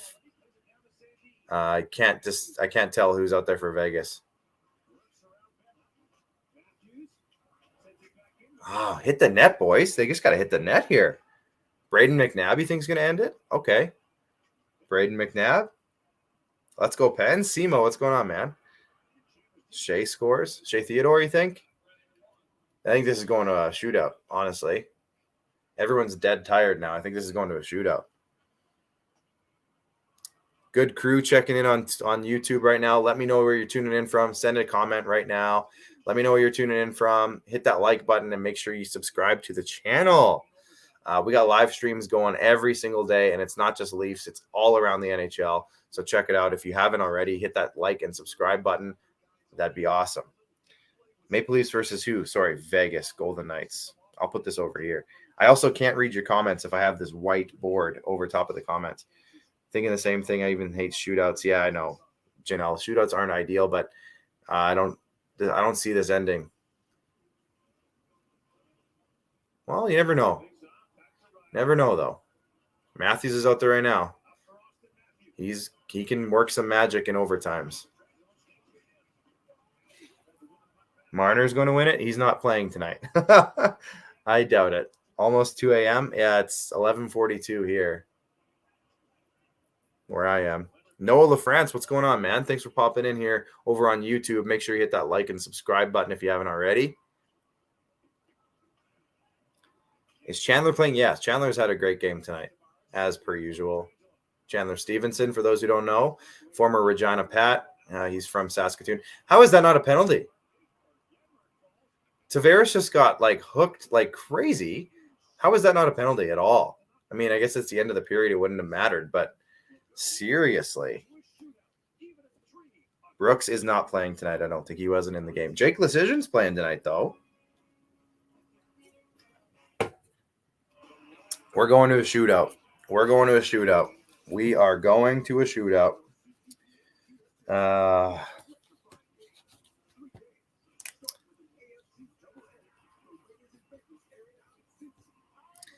Shootout. Who do you think will win the shootout? I mean, Nylander is hot tonight. He's looking real good. I'm going to say Nylander might score one.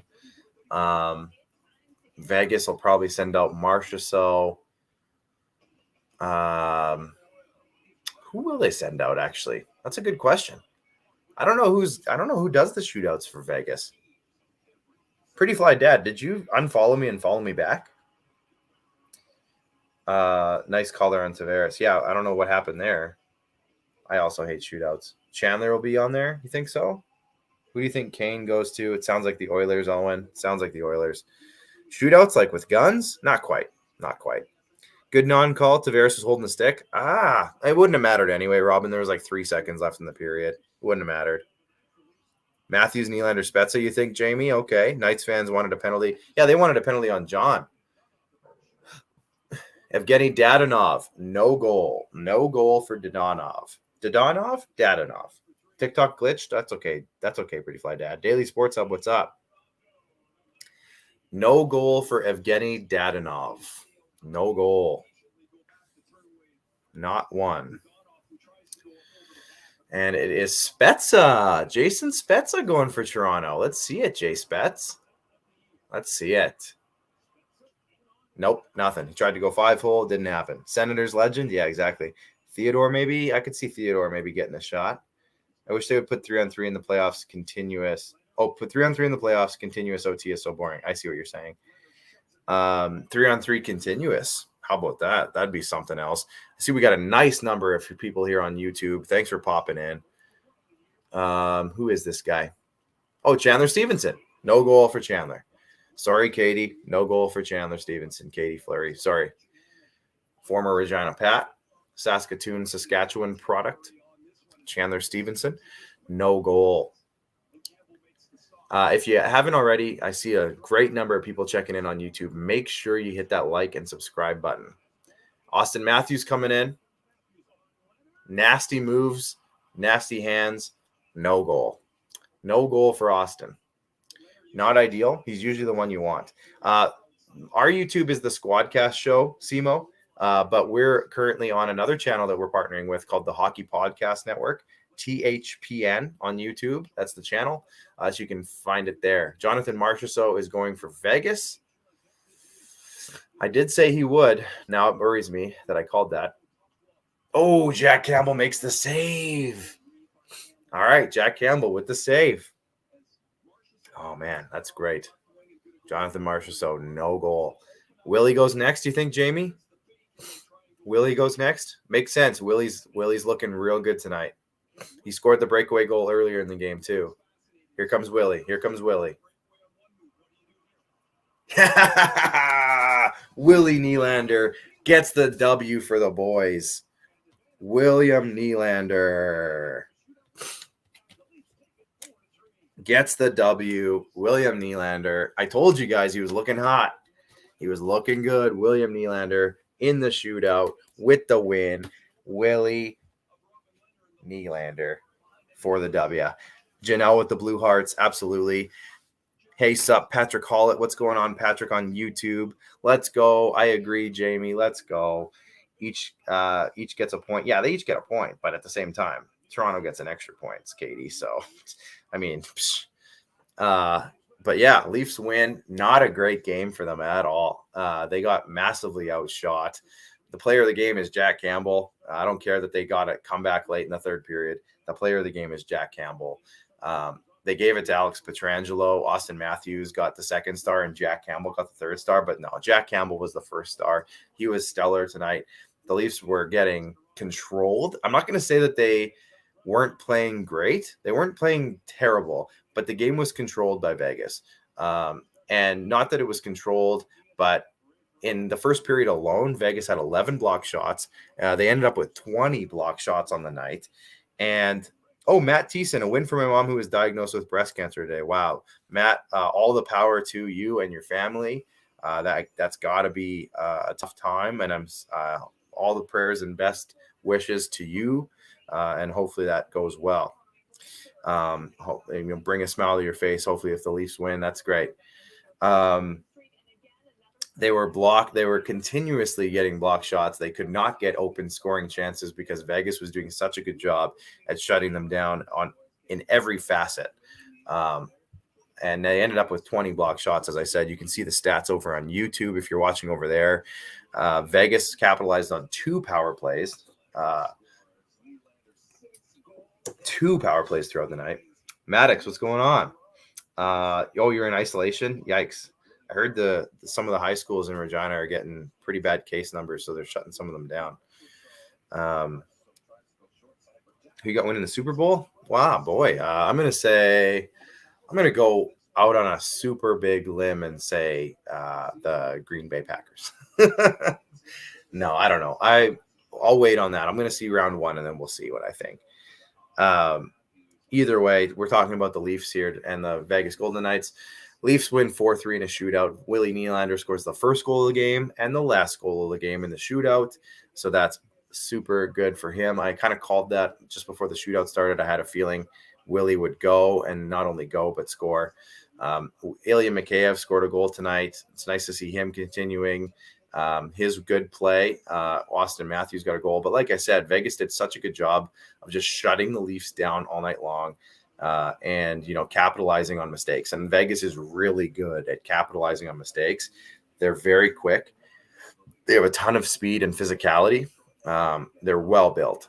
They're really well built. So with that in mind, the Leafs squeaking out of here with 2 points tonight after what happened in Colorado. Not going to feel too bad about it at all. I'm going to let you guys go on YouTube. Thank you guys so much for hanging out tonight. It's been awesome. I've been live now for 2 hours and 46 minutes on YouTube. And we were on for an hour before because we did our show right before this, the Squadcast. So if you don't mind, make sure on YouTube you hit that like and subscribe button. And if you don't mind heading over to the Squadcast channel and dropping a subscription, hit that subscribe button on the Squadcast as well. It's youtube.com/the Squadcast show. The Squadcast show. Hit the subscribe and give us a follow over there as well. That'd be awesome. I'd appreciate it. Other than that, thanks for tuning in on the Hockey Podcast Network tonight. Leafs win 4-3. Player of the game for me, Jack Campbell. William Nylander deserves a nod. They gave it to Austin Matthews, but I think it was Willie. But appreciate you all on the YouTube channel, and we'll see you next time. Stay tuned for way more live streams on the Hockey Podcast Network, and hit up DraftKings and use promo code THPN for some great deals over there on DraftKings. So check it out, and we will see you on the next stream on THPN.